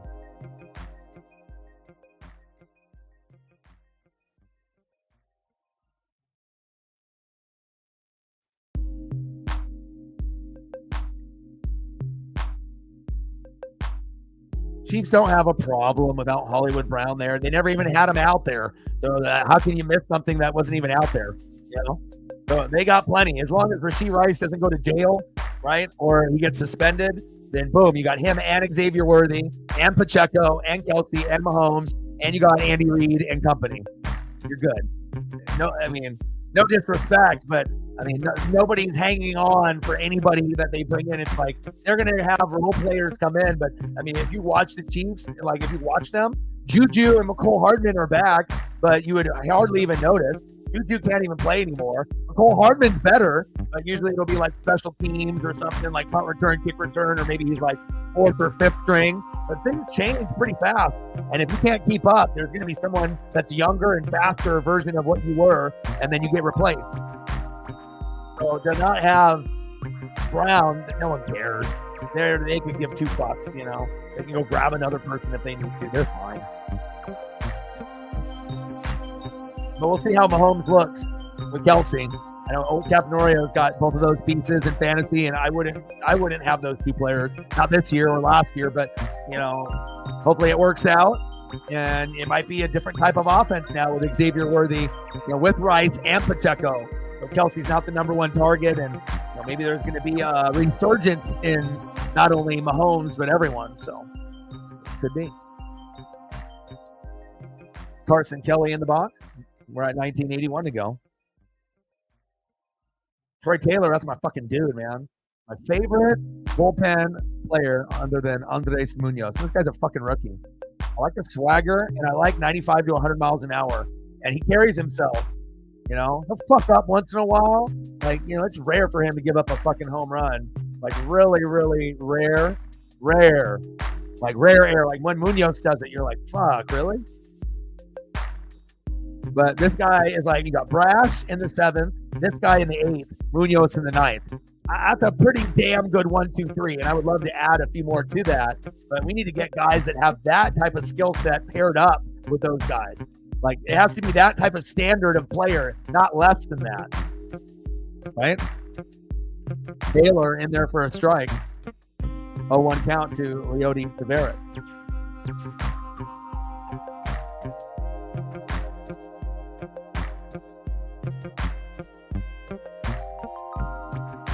.224 average, 10 homers and 41 ribbies. Big swing and a miss as he goes down to 1 knee. No balls and 2 strikes. 4-4 in the top of the 7th. Bases, nobody on with 1 out. Leody Taveras with his home run, 103.4 exit velo. But no more homers for Leody.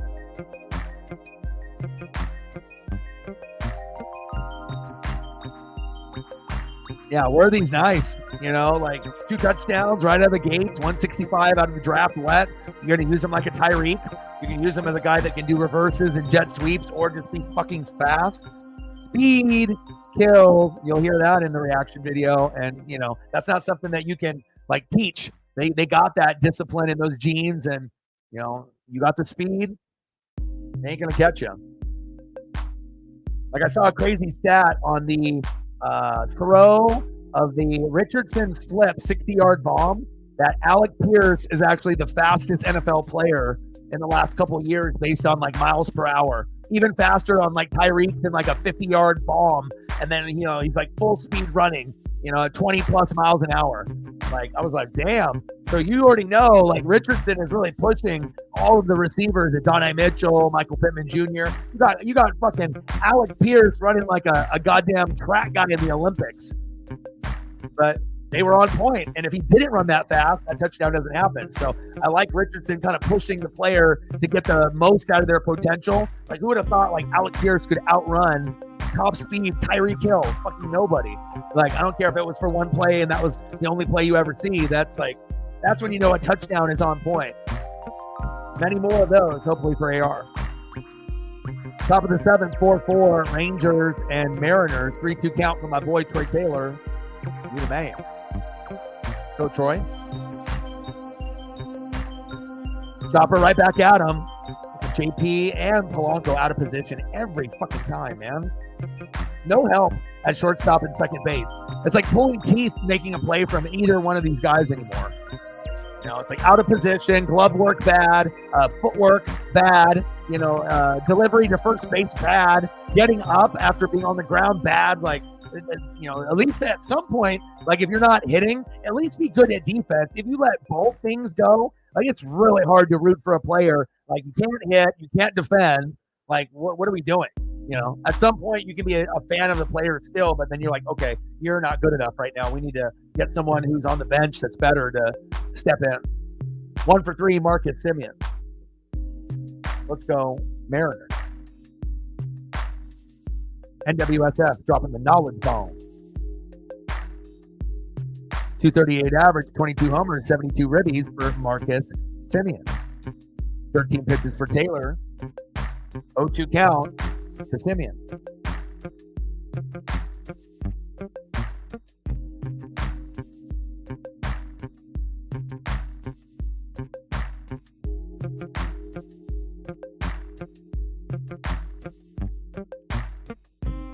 Two away. Go, Troy.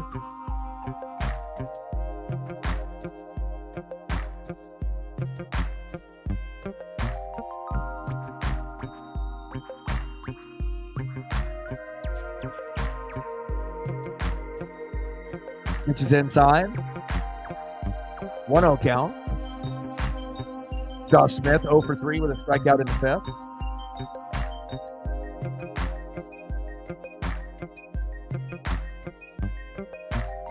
.263 average, 12 homers and 56 ribbies for Josh Smith.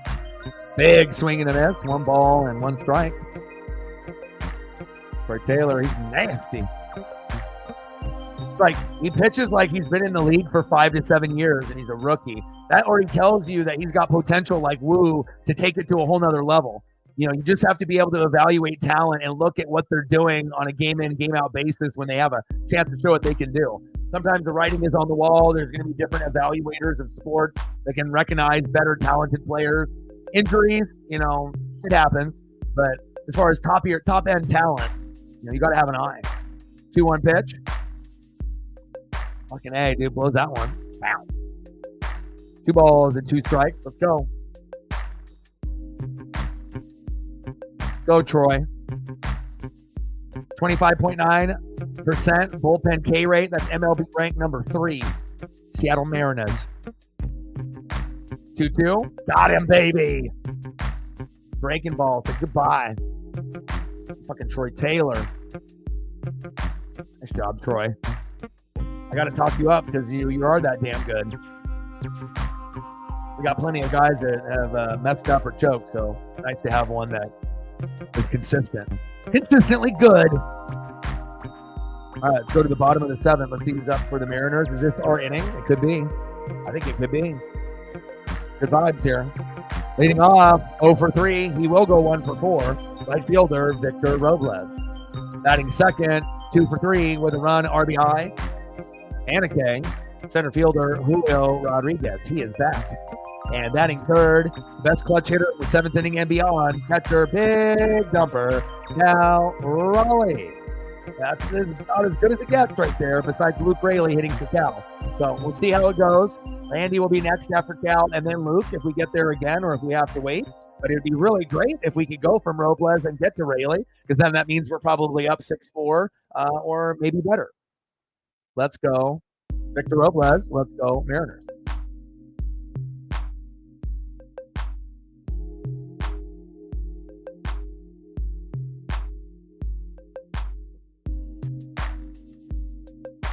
Matt's like, show him the play. I drew it. Show up. Yes, I will show. I will show the plays. That's how you run this shit. That's how you become a champion. Not only in college football and Madden, but in real life. This is what you need to do to have success. I remember I used to study playbooks when I would play like college football and like Madden, and a lot of times I would do like different playbooks based on the team. So that way if I was playing someone, they couldn't like game plan against me based off like 49er team, 49er playbook. I'll be like, oh, hell no, I'm going to give you something different. You got to outsmart them, baby. Nice. Next up here, Victor Robles. Oh, he got it, baby. What did I say? He dropped it. And what did I tell you? I told you he was going to go 1 for 4, and there it is. An out that should have been done 99.99%, but at the very last second, the outfielder dropped it. And it ended up being a hit. Boom shakalaka. 1 for 4. There it is. The start of our rally. Let's go. That's my boy. Esp. Let's go. Sometimes you just know. You watch a team enough, you're not going to be right all the time. But if you watch a team enough, you kind of have the idea. I would like to see a bunt drop down in the next 3 innings as well. 7th, 8th, and 9th. Obviously not denied by Julio. He's been raking as of late. 2 for 3, 4 for 5 yesterday. A double, 2 singles, 3-run blast. Now he's at 16. Fuck, he might actually get to 20 home runs before the season is up and salvage his numbers. 0-1 pitch for Julio. Pitch is outside. 1 ball and 1 strike. A little bit of J-Rod. Not Julio. Rodriguez.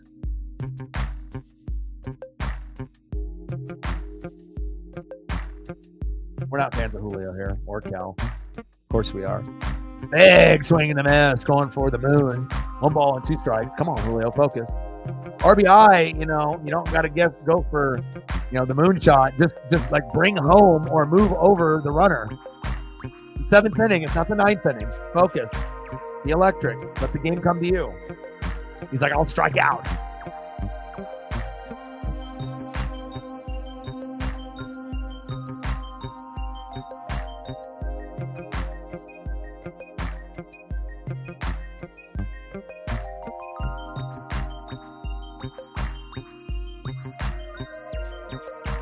Julio, goodbye. Damn it. When you know sometimes. Damn it. Julio. That wrist action, man. Practice, man. You'll be able to snap the wrist. Then you turn into Tony Gwynn, Luis Arise, Ichiro. Next up, one of the best catchers in the game, the icon, big dumper, Cal Raleigh. Fake throw at second. Let's go, baby. Trident's up.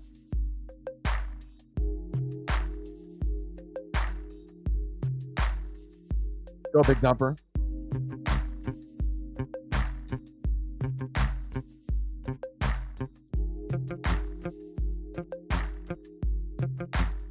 Bottom of the 7th, 4-4. Runner at second with 1 away. Leiter, 43 pitches in.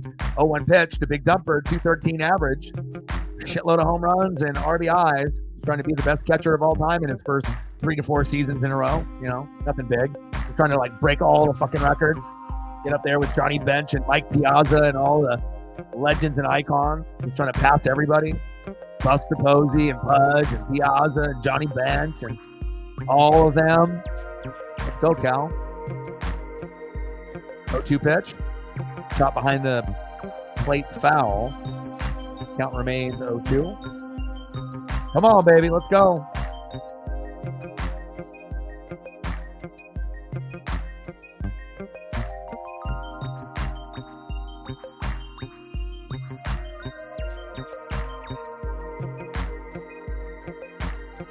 O2 pitch. Pitch is low at the knees. Good save there. 1 ball and 2 strikes.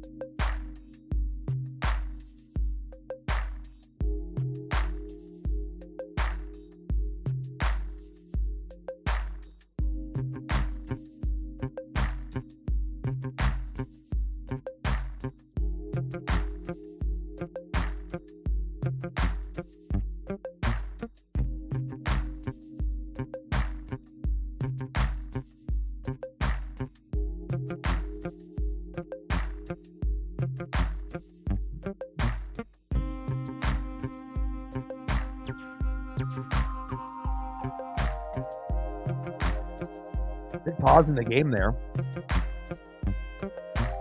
Umps and managers, players.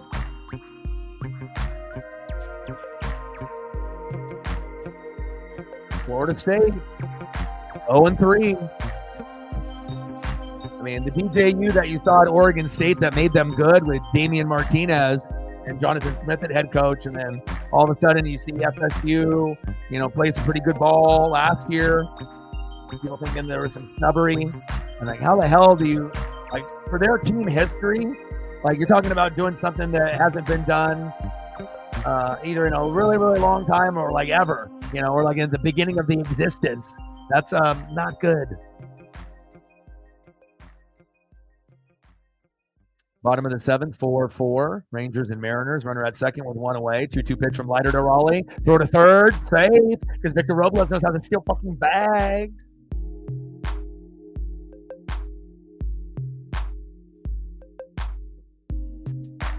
Fucking S-chain for fucking Robles. Guy is the man.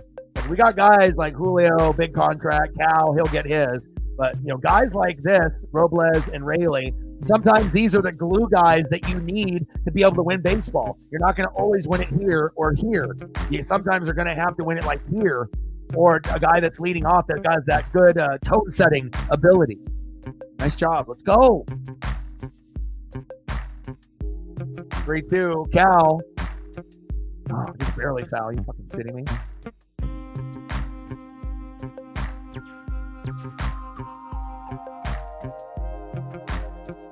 It's like when you get a player that's so good with the jump, like when they get called out, you get pissed because they're like, "There's no way, you're too good." Like, it's like if you get a guy that's good, it's like 30 attempts, 29 safe. Like, you get out, you're like, no. It's like this is something that you need to be able to have to win. Victor Robles is that dude. Like, JP lost your job. You lost it, bro. You're no longer leadoff hitter ever again. If they ever do, they're not serious about winning. You have to have Victor Robles as a leadoff hitter moving forward. It's like you either recognize the talent or you don't. You got to have your best hitter right at the top. That's why they're a leadoff hitter. Bottom of the seventh, 4-4. Runners on the corners at first and third. They never said, well, let's have our first hitter be seventh best. Said no one ever. Next up is Randy Arozarena. Sometimes he's sleepy. Sometimes he's lazy. Sometimes he makes huge plays and big catches. You don't really know what you're getting out of Randy on any given day. Most of the time, it's incredibly positive. There has been some little slip-ups, though.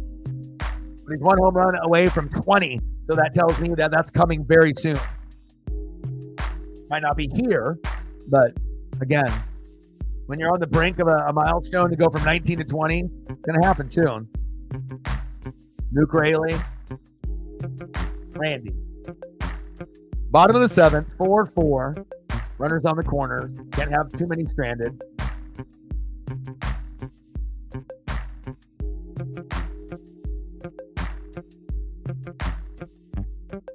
Oh, 2 pitch. Damn it. Force out to second, throw to first, double play. Golly. Randy.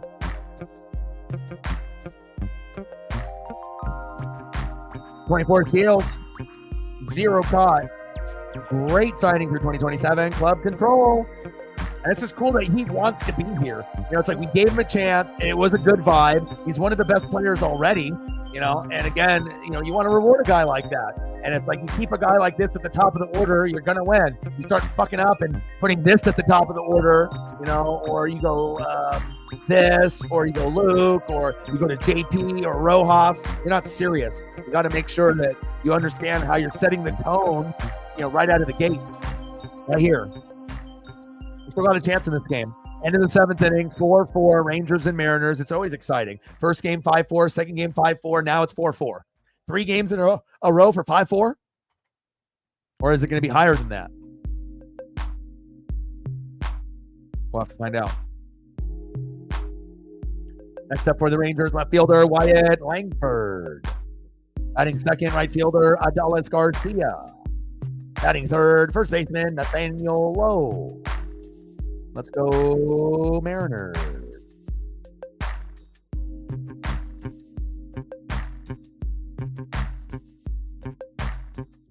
And sometimes Randy gets us into a double play.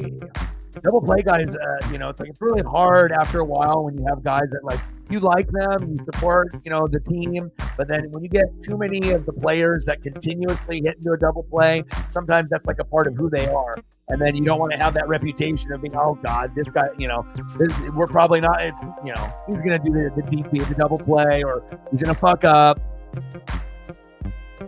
Not everyone can be a stud, but definitely got to thin out and figure out who's going to be the best fit. Top of the 8th, 4-4. Cougs, Husky fans. Some are drinking away some of the pain. Others are enjoying it. Some are mingling together. It's got to be tough, though. But one thing in common that Huskies and Cougs do have, Mariners. So, you can be at that beef level and then go to the Mariner game and you might see the rival there. Top of the 8th, 4-4. Colin Snyder now into the game.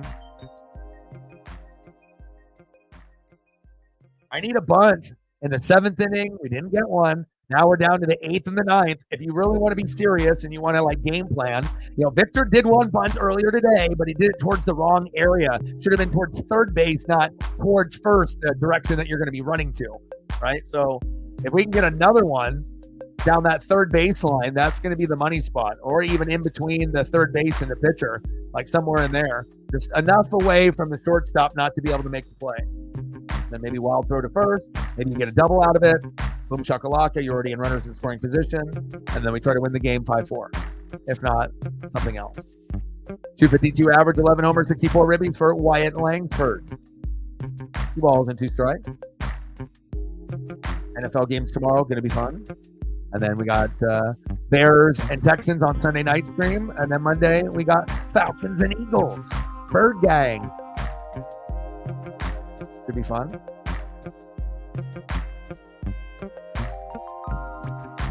Pitches outside, 3 balls and 2 strikes. Like, sub, donate, comment, share. Where are we at on the likes? Are we at 30 yet? Hope we're at 30 or close to it at least. Where are we at? 28. We're close. If you're in the room and haven't smashed that like button yet, last goal. Now we're at 29. We need one more. We'll be at 30, and then everything is smooth sailing from there. One more. Help your boy out. Let's get to 3-0. We're at 29.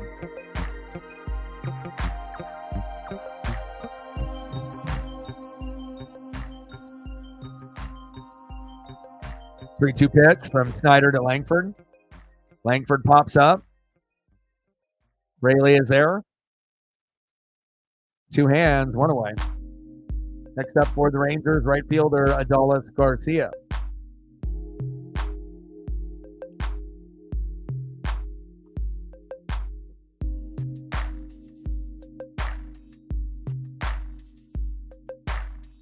Let's go Mariners.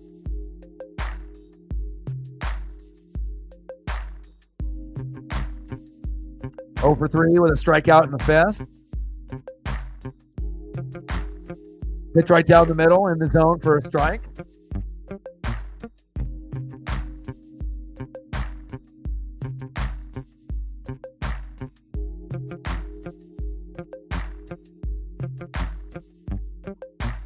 Pitches inside, 1 ball and 1 strike.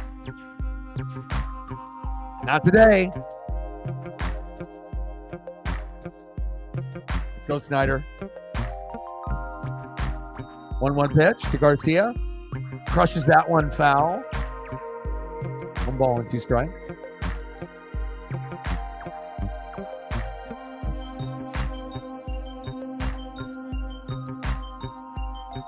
Adolis Garcia strikeout rate last season, 27.7. This season, 27.3. 0 for 4 would be great. But you don't want to rub it in because then he'll hit a home run. So just try to get him out gracefully here. Pitch is outside. 2 balls and 2 strikes. A graceful out. That's all we're asking for. We don't need any big play magic here. Come on, Snyder.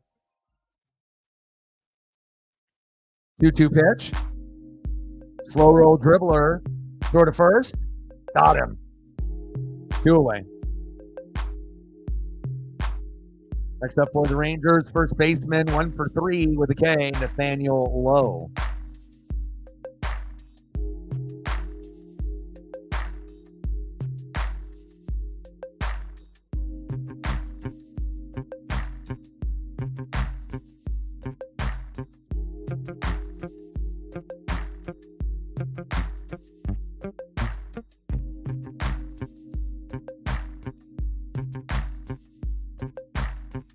Gain 2 subs. That's always good. Take a look at the number. Gain a couple. Shout out to the 2 new subs tonight. Appreciate y'all. And there'll be many, many others that come through with the reaction videos. We'll be definitely getting a lot of new subs every single week when those come out. About 5 to 8 a week on the NFL side. So look out for those on Sunday, Monday, Tuesday. As late as Wednesday, but that'll be as late as it goes, if at all. And then we got Sunday night stream, Monday night stream. And then when we get back to Tuesday, and then we're going to be doing some Mariners and fucking Yankees, baby. Aaron Judge, let's go. Top of the 8th, 4-4, Rangers and Mariners. Snyder with a 1-2 count to Nathaniel Lowe. Lowe, line drive right to Polo. What do you know? In the right place at the right time. Finally. There we go.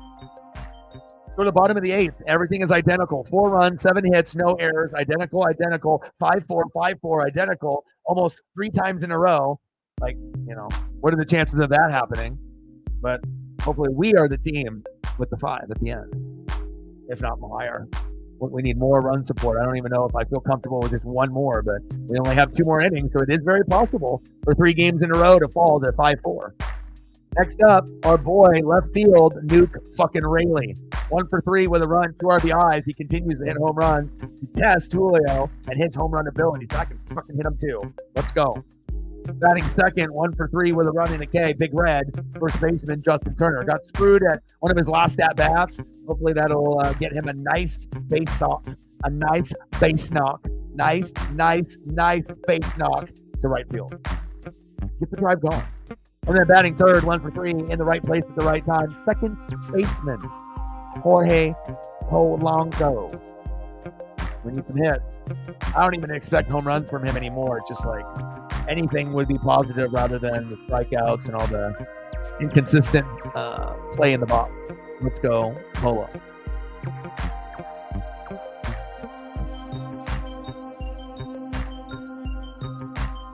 Reflect with a 3. I appreciate you. Stacks on stacks, racks on racks, little cactus jack. Bang, bang. He says that goes to the Washington staff for better play calling. I'll send the message. Dumb decision making. Why are you bringing in a freshman? Why are you making a play call to run a play that you don't run? Shooting yourself in the foot. But hopefully you don't have too many of those. Genuinely speaking, like hopefully there's only a couple ones that sting and there's a lot of wins.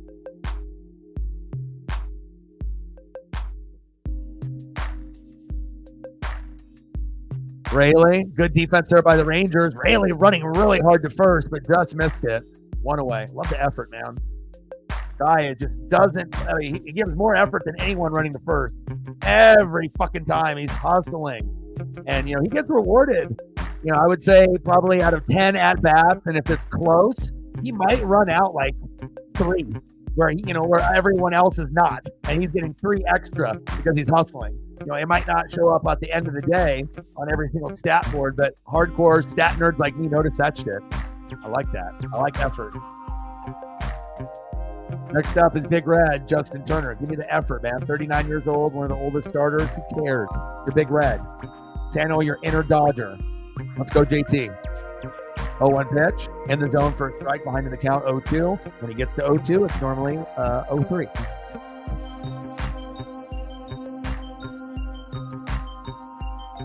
All right. No problem. Good luck tomorrow. Should be a good one against the Patriots on the road. JT getting jammed, popped up. It's definitely a winnable game. The defense will be with Christian Gonzalez, if it's DK, he may get shut down. But other than that, you give a healthy dose of Charbonnet and you get everyone involved, right? With Lockett and JSN and DK, and defense steps up. There's an opportunity to win a game on the road to a team that probably didn't think they would get their first win against the Bengals, but did. So good luck on the weekend. Road wins like that are character wins. Regardless if it's the Patriots or anyone that will, that watches football, it's hard to win anywhere, especially even on the road. Doesn't matter what the record is. You could be one of the best teams and go one of the worst teams, go in their building and lose.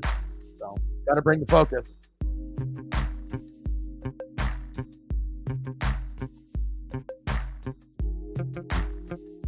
Yeah, but Charbonnet is good enough to be able to have the run blocking up front, where he could end up having a good day. He could still end up scoring once or twice, once on the ground, once through the air.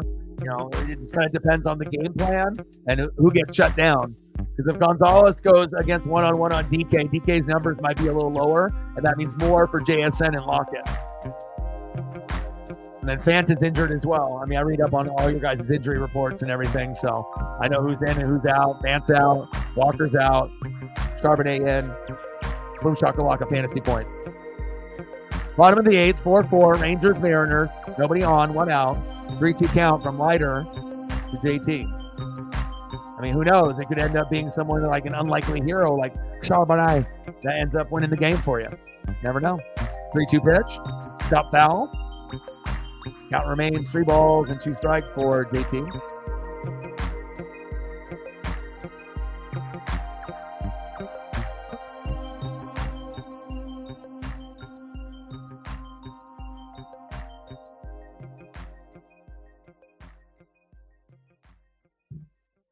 JT, baby, there we go. Yes, sir. Go Big Red, go Big Red. Go to second, sliding in head first at 39 years old. Give me a break. You are amazing. Let's go. 39 years old, about to go into retirement, sliding head first for the Seattle Mariners. Let's go. That's what I'm talking about. 21th double this season. Nice job, Big Red. And like I said, effort plays like that, guys that are older, most would never even dare to attempt to do a head first fucking slide in almost 40. Nice job. Great effort. Great hustle. That could be the difference between us winning the game and not. Now him being at second with 1 out. That could have been the winning hustle right there. Key moments like that, you just have to be able to recognize them when you're watching the game. You got Demo in there as a runner.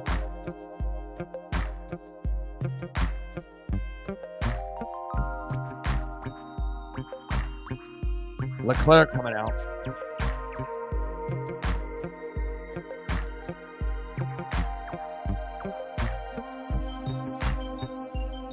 I appreciate you. A little stack, and then a little rack, and a little cactus jack. Bang, bang. $3. Holla. 23. 77 to go. 4-4, bottom of the 8th. Runner at second, 1 out. Football tomorrow. NFL Red Zone. Fun. Time of your life.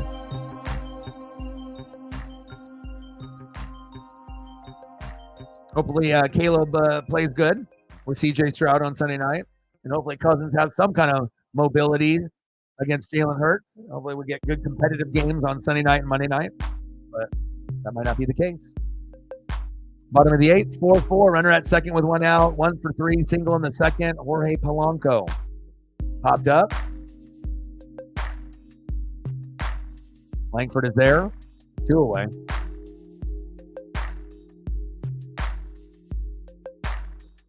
Next up for the Mariners, 0 for 2 with a base on ball in the cage. Shortstop J.P. Crawford.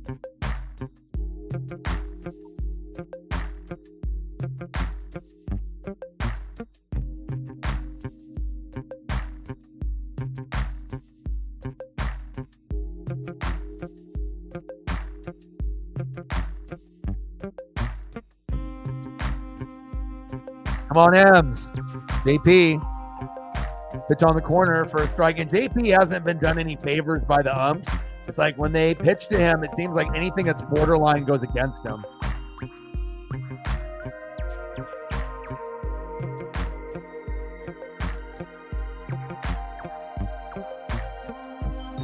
Crawford chops that one foul behind in the count. No balls and 2 strikes. RBIs in 3 out of the last 5 games for JP Crawford. Can we get a little bit of magic from the Crawdaddy? Come on, JP. Crawdad, my first job. Come on, Crawdaddy. 0 for 2, JP Crawford. Let's go. Someone has to be a hero. 0-2 pitch. JP crushes that one foul. Count remains no balls and 2 strikes.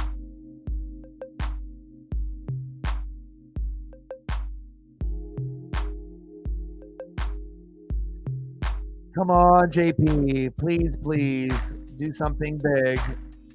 If there was a time, it is now. Crush that one foul. He's fighting it.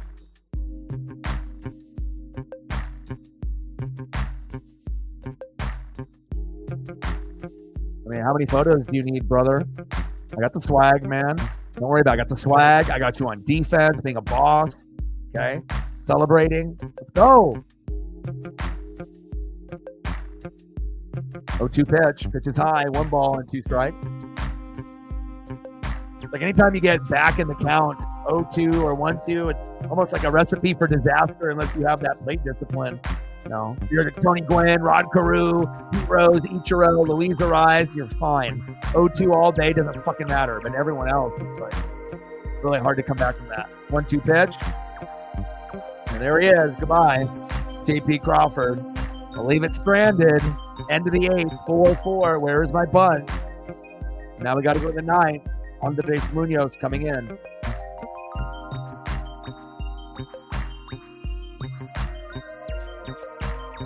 Anything up photo-wise you want to reflect, you let me know. Besides, better call Saul at the end.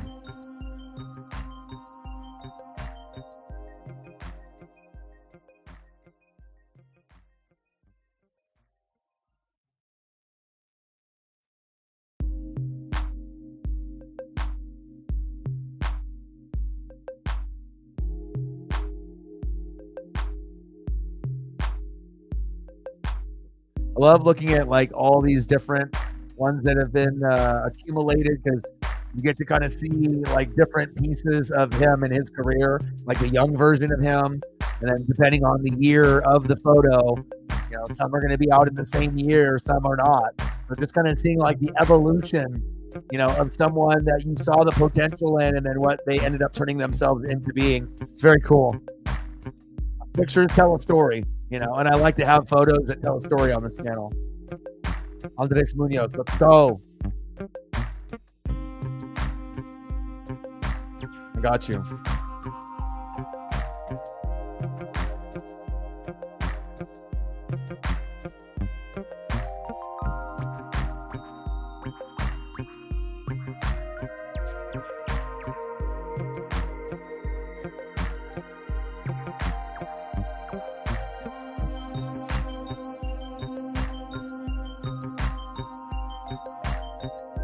Maybe I debut some new ones. How about a new one? Never been on. First time.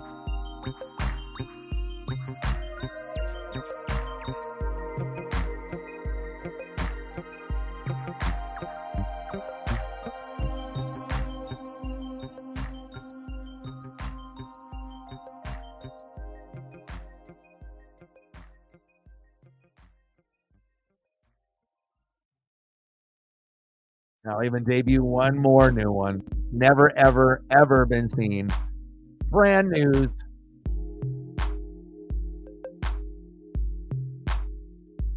One-0 count in the top of the 9th from our boy, Andres Munoz. Let's go. Big swing and a miss. 1 ball and 1 strike from Munoz to Young. Let's go. New Munoz photos? Yes, please.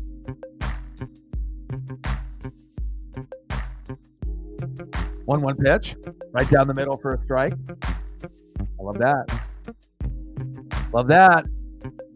Love that. 0 for 3 for Josh Young. Make it 0 for 4. Reflect with a tour. 1-2 pitch. Pitch is low. 2 balls and 2 strikes. Stacks on stack. Racks on racks. A little cactus stack. $2 holla. Appreciate you. Bang, bang. Let's go, Mariners. Let's go, Andres Munoz. I mean, hell, I'm even not really feeling that well, and I even decided to throw on the Griffey jersey. You know, if I was really like, fuck it, I just could have just wore a t-shirt. I want this dub, you know, especially like when you're under the weather, you know. In close games like this, you want to be the team that pulls it out. 3-2 pitch. Rojas with a play for the first.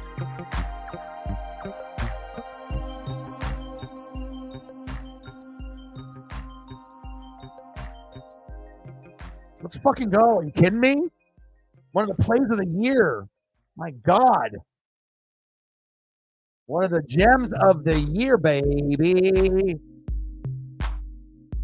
Damn right. That's why this photo is HD 4K. Baby. All day. J-Row. Hollywood. Rojas. Way to be on defense. Like we have Eugenio Suarez all over again. Good job. Even though Suarez has been really knocking it around there for the Diamondbacks. Good for him.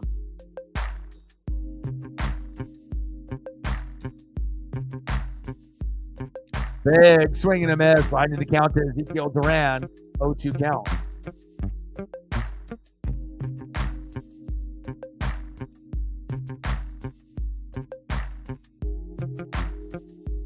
(0-2) pitch from Munoz to Duran. Popped up.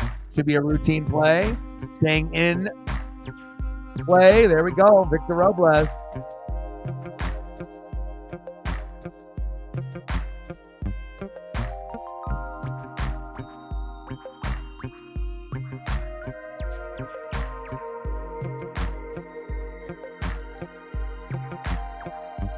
Next up with TNT as his theme song, catcher Carson Kelly.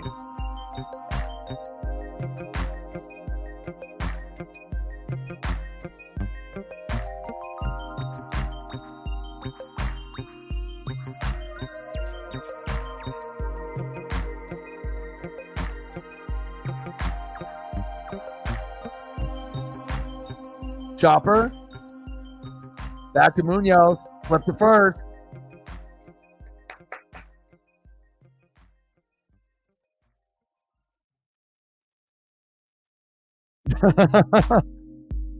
They're ahead right now, and it looks like they're going to win. Unfortunate, but that's just how it goes. We can't assume the Astros are going to lose. We have to pray that the other teams, like the Tigers and the other teams that are kind of near us in the wild, we need those teams to lose. Because, like, asking the Astros to lose, you know, is asking, like, a Steph Curry not to make three-pointers. It's just going to happen, man. Like, you know, the Astros are one of those teams, they're willing to sacrifice a couple players on their payroll to continue winning. That's the difference between the Astros and the Mariners. So, but, you know, we'll see what we can do on our end. He said, what's that score, though? I had to take a little peek. I was like, that motherfucking score better not be over. And I better not see a fucking W next to the Astros name. Damn it. All right, due up for the Mariners. Maybe we can get a little bit of Uncle Mo and a little bit of good juju and some good jukes, because the player that just made one of the plays of the year on defense gets a chance to go at bat and do it again. 1 for 2 with an RBI. Josh Rojas. Let's go. Start the drive. Let's win. Then right fielder Victor Robles. Perfect. And then to win the game, hello, center fielder Julio Rodriguez. That's a good game plan for not only my mental health, but yours. Let's be electric, and let's win the game right here. Rowe. Awesome defensive play. Let's use that momentum. Vic. And then a good old J-Rod. Bang, bang, bang. Game over, huh? How's that sound? Sounds good to me. It went to the dark side.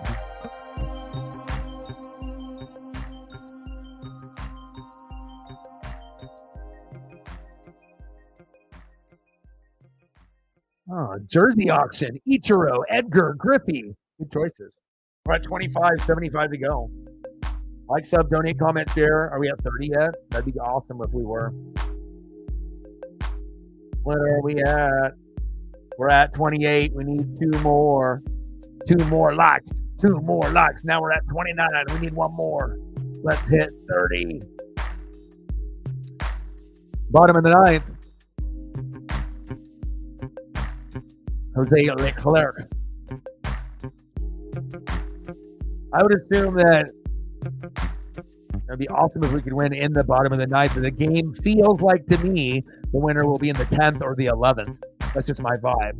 And I hope I'm wrong. I hope we win it right here, but it just kind of feels like it might be a little bit longer before we get a winner. Let's find out.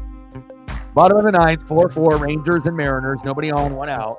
Rojas couldn't give any momentum off that defensive play of the year gem. Next up, right fielder Victor Robles. We can count on you. Went 0 for 3. Told you you're going to get a hit on number 4. You did. Let's keep it moving. Victor Robles.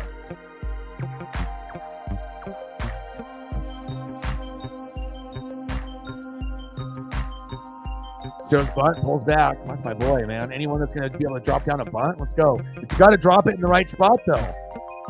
No, you can't do it right to first base. You have to do it towards third, and then, try to find that sweet spot. Wild throw, and then all of a sudden you get a double off a bunt. But it feels like he can get a single or double at any point now. He's turned the curve. 0 for 3, 1 for 4. How about 2 for 5? Victor Robles, you can get a hit. I know you can. 298 average, 4 homers, 21 ribbies. Vic. Let's go. Let's go. Nice job, Victor Robles, my boy. That's what I'm talking about. You talk up a guy, and then the sports gods are like, yeah, this guy is really good. He is a valuable piece, just like this guy right here. Nice job, Victor Robles. And now we have a chance for a hero to step up again. Can he do it for 2 games in a row? Center fielder, Julio Rodriguez. Let's go. Let's go. Julio swings for the moon. Foul. Behind in the count, 0-1. Yesterday, 4 for 5. 2 singles, a double, and a 3-run jam. Today, 2 for 4. Solo dinger, single. Can you go 3 for 5 and be a hero again? Let's go, baby.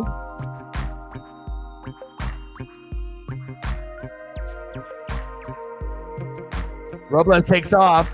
Going to third. Safe. Man, this guy's amazing. You just got to recognize the signs early on, baby. This guy is a gem. Let's keep Victor Robles here forever. Hell yeah. Always having a good time, Victor Robles. Good vibes only, just like Gino. Come on, Julio. Now you got a runner at third. You don't even need to hit the home run. All you got to do is now channel in everything that you learned right in the box with Edgar and Manny Acta and Dan Wilson, and recognize your swing can be different. It doesn't have to be a home run swing every time. Get back into that nice single swing that you had last night and be the hero, and we win 5-4 again. Same score 3 games in a row, and being the hero back-to-back, winning a homer, and then doing it RBI-wise. How about that, Julio? I'm laying it out for you. Julio will never walk off bunt.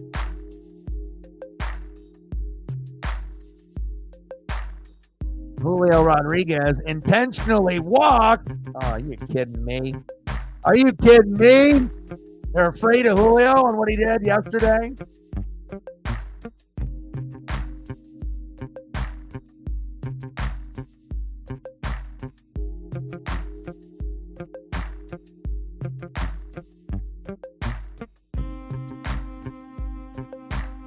Unbelievable. Next up, big dumper, Cal Raleigh. Fans are not liking that. Now you got runners at first and third with 1 out. Puts them in a position where they can get a double play and end the 9th inning. The best clutch hitter in the 7th inning and beyond. Leading the team in home runs and RBIs. He's got the coolest nickname in the Major League Baseball 2024 season. His name is Big Dumper Cal Raleigh. Let's go.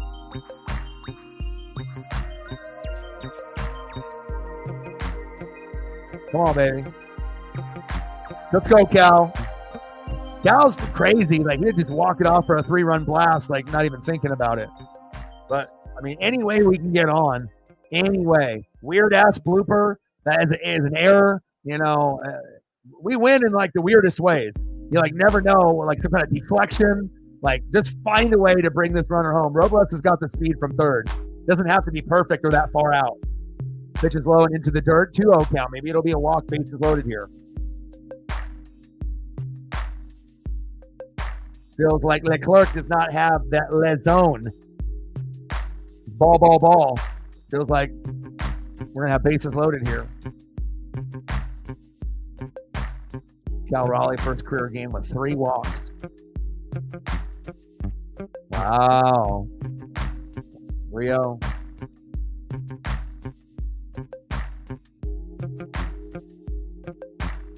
And a walk. Wow. Are you kidding me? Okay. Well, not probably the guy that ideally that you want, but he can be a hero. Randy Rosarina. Can you be the hero here? He hasn't really been in this position that often.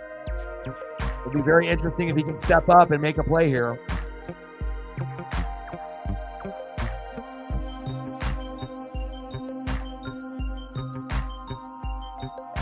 Hope he swings. Hope he doesn't just take a step back and like look. And then he takes 2 strikes just looking. Like, let's swing the bat, baby. Let's go.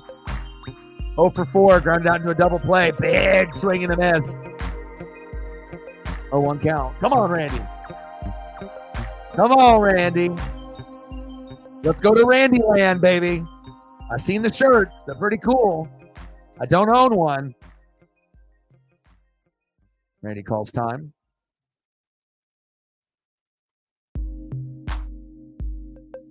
Let's go. Tied up 4-4. Bottom of the ninth. Bases loaded. Pitch right down the middle. Finding the count now. 0-2. No balls and 2 strikes. Come on, Randy. Let's go, baby. You can do it. Come on, baby. Bottom of the ninth. Bases loaded. 0-2 pitch. Oh, he got it, baby. Yes.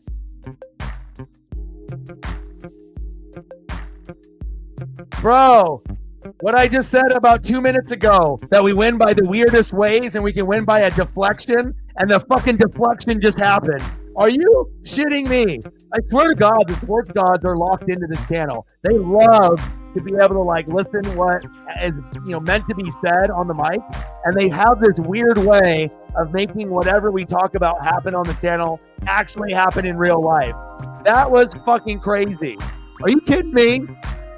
I mean, that is the Mariners' MO, right? Where we win in like the weirdest ways. It's not like the cleanest base hit. It's like a fucking deflection or some kind of weird error, but it should be a play that is normally made, but for whatever reason, in that moment, it's not. And then Randy ends up getting a weird deflection hit. Sports gods are like, okay, we're going to do it like 30 seconds later. Boom, deflection, game winner. 5-4, game 1. When we were up 4-1, we lost 5-4. Heart ripped out, Mortal Kombat, Kano, fatality, finish him. Game 2, right? Sick, not feeling well. Down 4-0, then down 4-1, 4-2. Julio comes in, 3-run blast. We win 5-4 last night. Hero ball. Today, a little bit of back and forth. A jab here, a jab there. And Randy Rosarina with the haymaker. 5-4. Mariners. Unbelievable. Awesome, man. Pretty cool. But that's what makes me freaked out a little bit, is that when we can get like really specific, not like, oh, Randy's going to get a hit. We won. Like anyone can say this guy's going to get a hit and you win. But like the type of hit, the type of way of winning, like when you get those type of things like sent to you and then the words come out and then this is what you think or is what's sent and then all of a sudden you speak it into existence, it's cool. Like I don't care about like how many times to be like right, but I just feel like when we talk about stuff and then it ends up happening, it's a crazy feeling, man. What a way to win a game in like the ugliest Mariner way possible. And that was sweet. That was sweet. And that's why you pushed, when you're not feeling well, right? I could have said fuck it the last 2 days, but we did a Mariners stream yesterday. I did the Ducks stream today and had like an hour break and then did this one. And these are the memories that are meant to have you remember why you're a Mariner fan, Like, you get those memories like hanging out, it's late in the season, things are not looking too hot, and then you end up having back-to-back wins that might be a little bit of a springboard for us against a team like the Rangers. Yankees coming up, going to be tough. Soto, Giancarlo Stanton, Judge.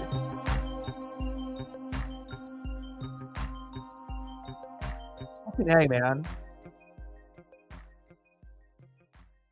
Feel good now. Like, I get it. Ducks are going to have their fucking loss, and we're going to go through it. But I think like every day might start off good, and then ends up being horrible, and then it ends off good, and then you can kind of like settle in and understand that not all of our teams are going to be able to do what we want. But at the end of the day, it's always nice to get a team that is always slept on to win in the most ugly way possible. But that's who we are. That's our DNA, and Randy did it. And we got ESP on this channel. It's not just me. There's other people in the room that predict shit all the time.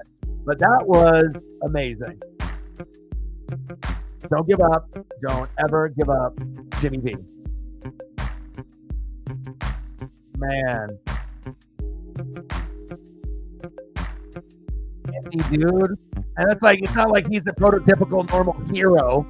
Julio, but then like Randy's been kind of up and down, but again, to win in the most Mariner way possible, that's exactly what we did, man. I love it. I mean, it's not Mariner chaos ball unless we fucking win like that. It's like everyone else, clean single, right past the second baseman or the shortstop, exit below, 110, beautiful smoothness. They run in, it's a cool celebration, not the Mariners. It's like crucial moment, don't really know if we're going to get the win. And then it ends up being some like flukish, weird play that never happens, but it happens with us. And then we get the fucking Gatorade bath and we win. Awesome, dude.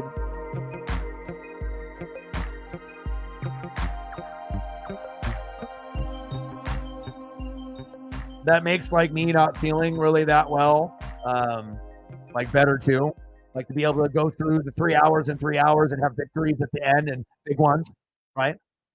Final score, Seattle Mariners 5, Texas Rangers 4 for 3 games in a row, identical score.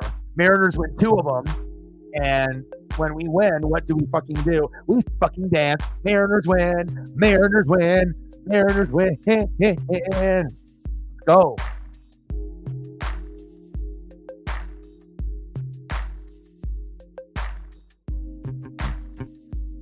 Five runs, 7 to 10 hits, 3 games in a row. I mean, we've been talking about this all year, and then finally we're executing it. That's what it's like to be a good baseball team. There you go.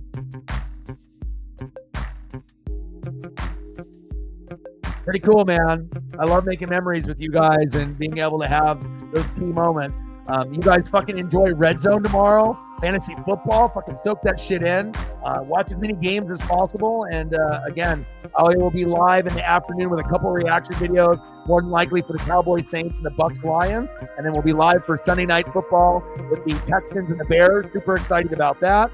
I'll watch Bucks, Lions with Paisley and Red Zone. And then on Monday, we got the Birds, the Battle of the Dirty Birds, the Eagles, and the Falcons. Should be fun as well. And then on Tuesday, we'll get back at it. Mariners and fucking Yankees with Aaron Judge. Can't wait. And again, we're just going to have to wait a couple days to do a little bit of NFL, but we'll be right back here doing Mariners and the Yankees here in just a couple of days. Well, I love you guys and I appreciate you. Reflect, anything else that you want to be able to see photo-wise? You want some Better Call Saul?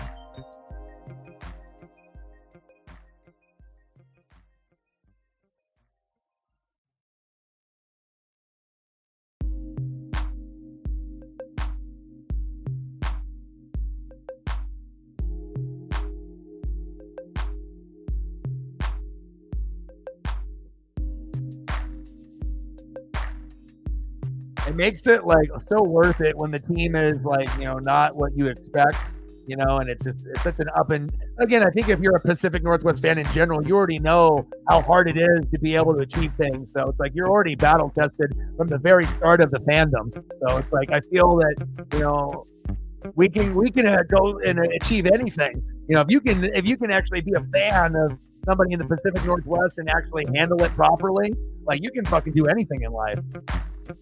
It's like Better Call Saul. You can fucking do anything.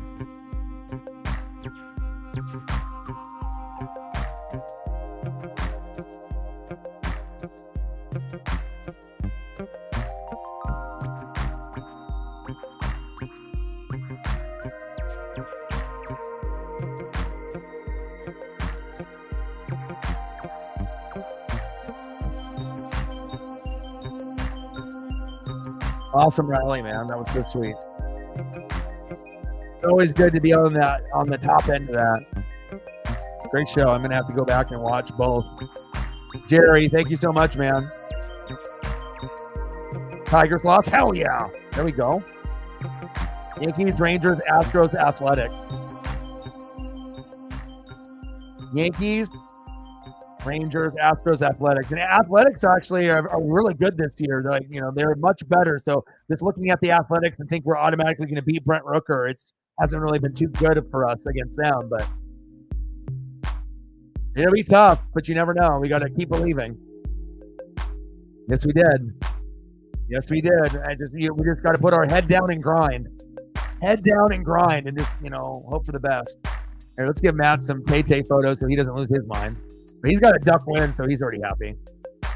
They actually played good football. Like, first time in 3 weeks. Now he's a man. Now that grows some hair on the chest of that one there in Hawaii. That's what he needed.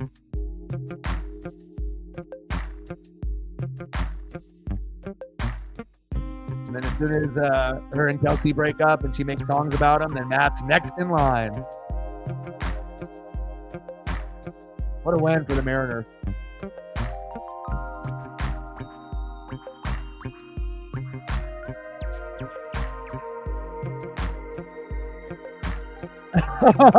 Yeah, Jerry coming in late with jabs, intentionally or even unintentionally, knowing the allegiance to some of the other people in the room. Well, we got the 31 likes. I appreciate everybody. I'm going to take Paisley for a long walk and, just kind of relax. Get ready for fantasy football and NFL Red Zone tomorrow. Good luck to everyone's teams. Good luck to the Seahawks on the road against the Patriots. Again, me and Reflector going one-on-one in the fantasy league. It's almost like playing in the fucking Super Bowl or championship, but just in the regular season. Always fun. And again, we got a Captain Oreo and a few others. Zini Panini going right at it.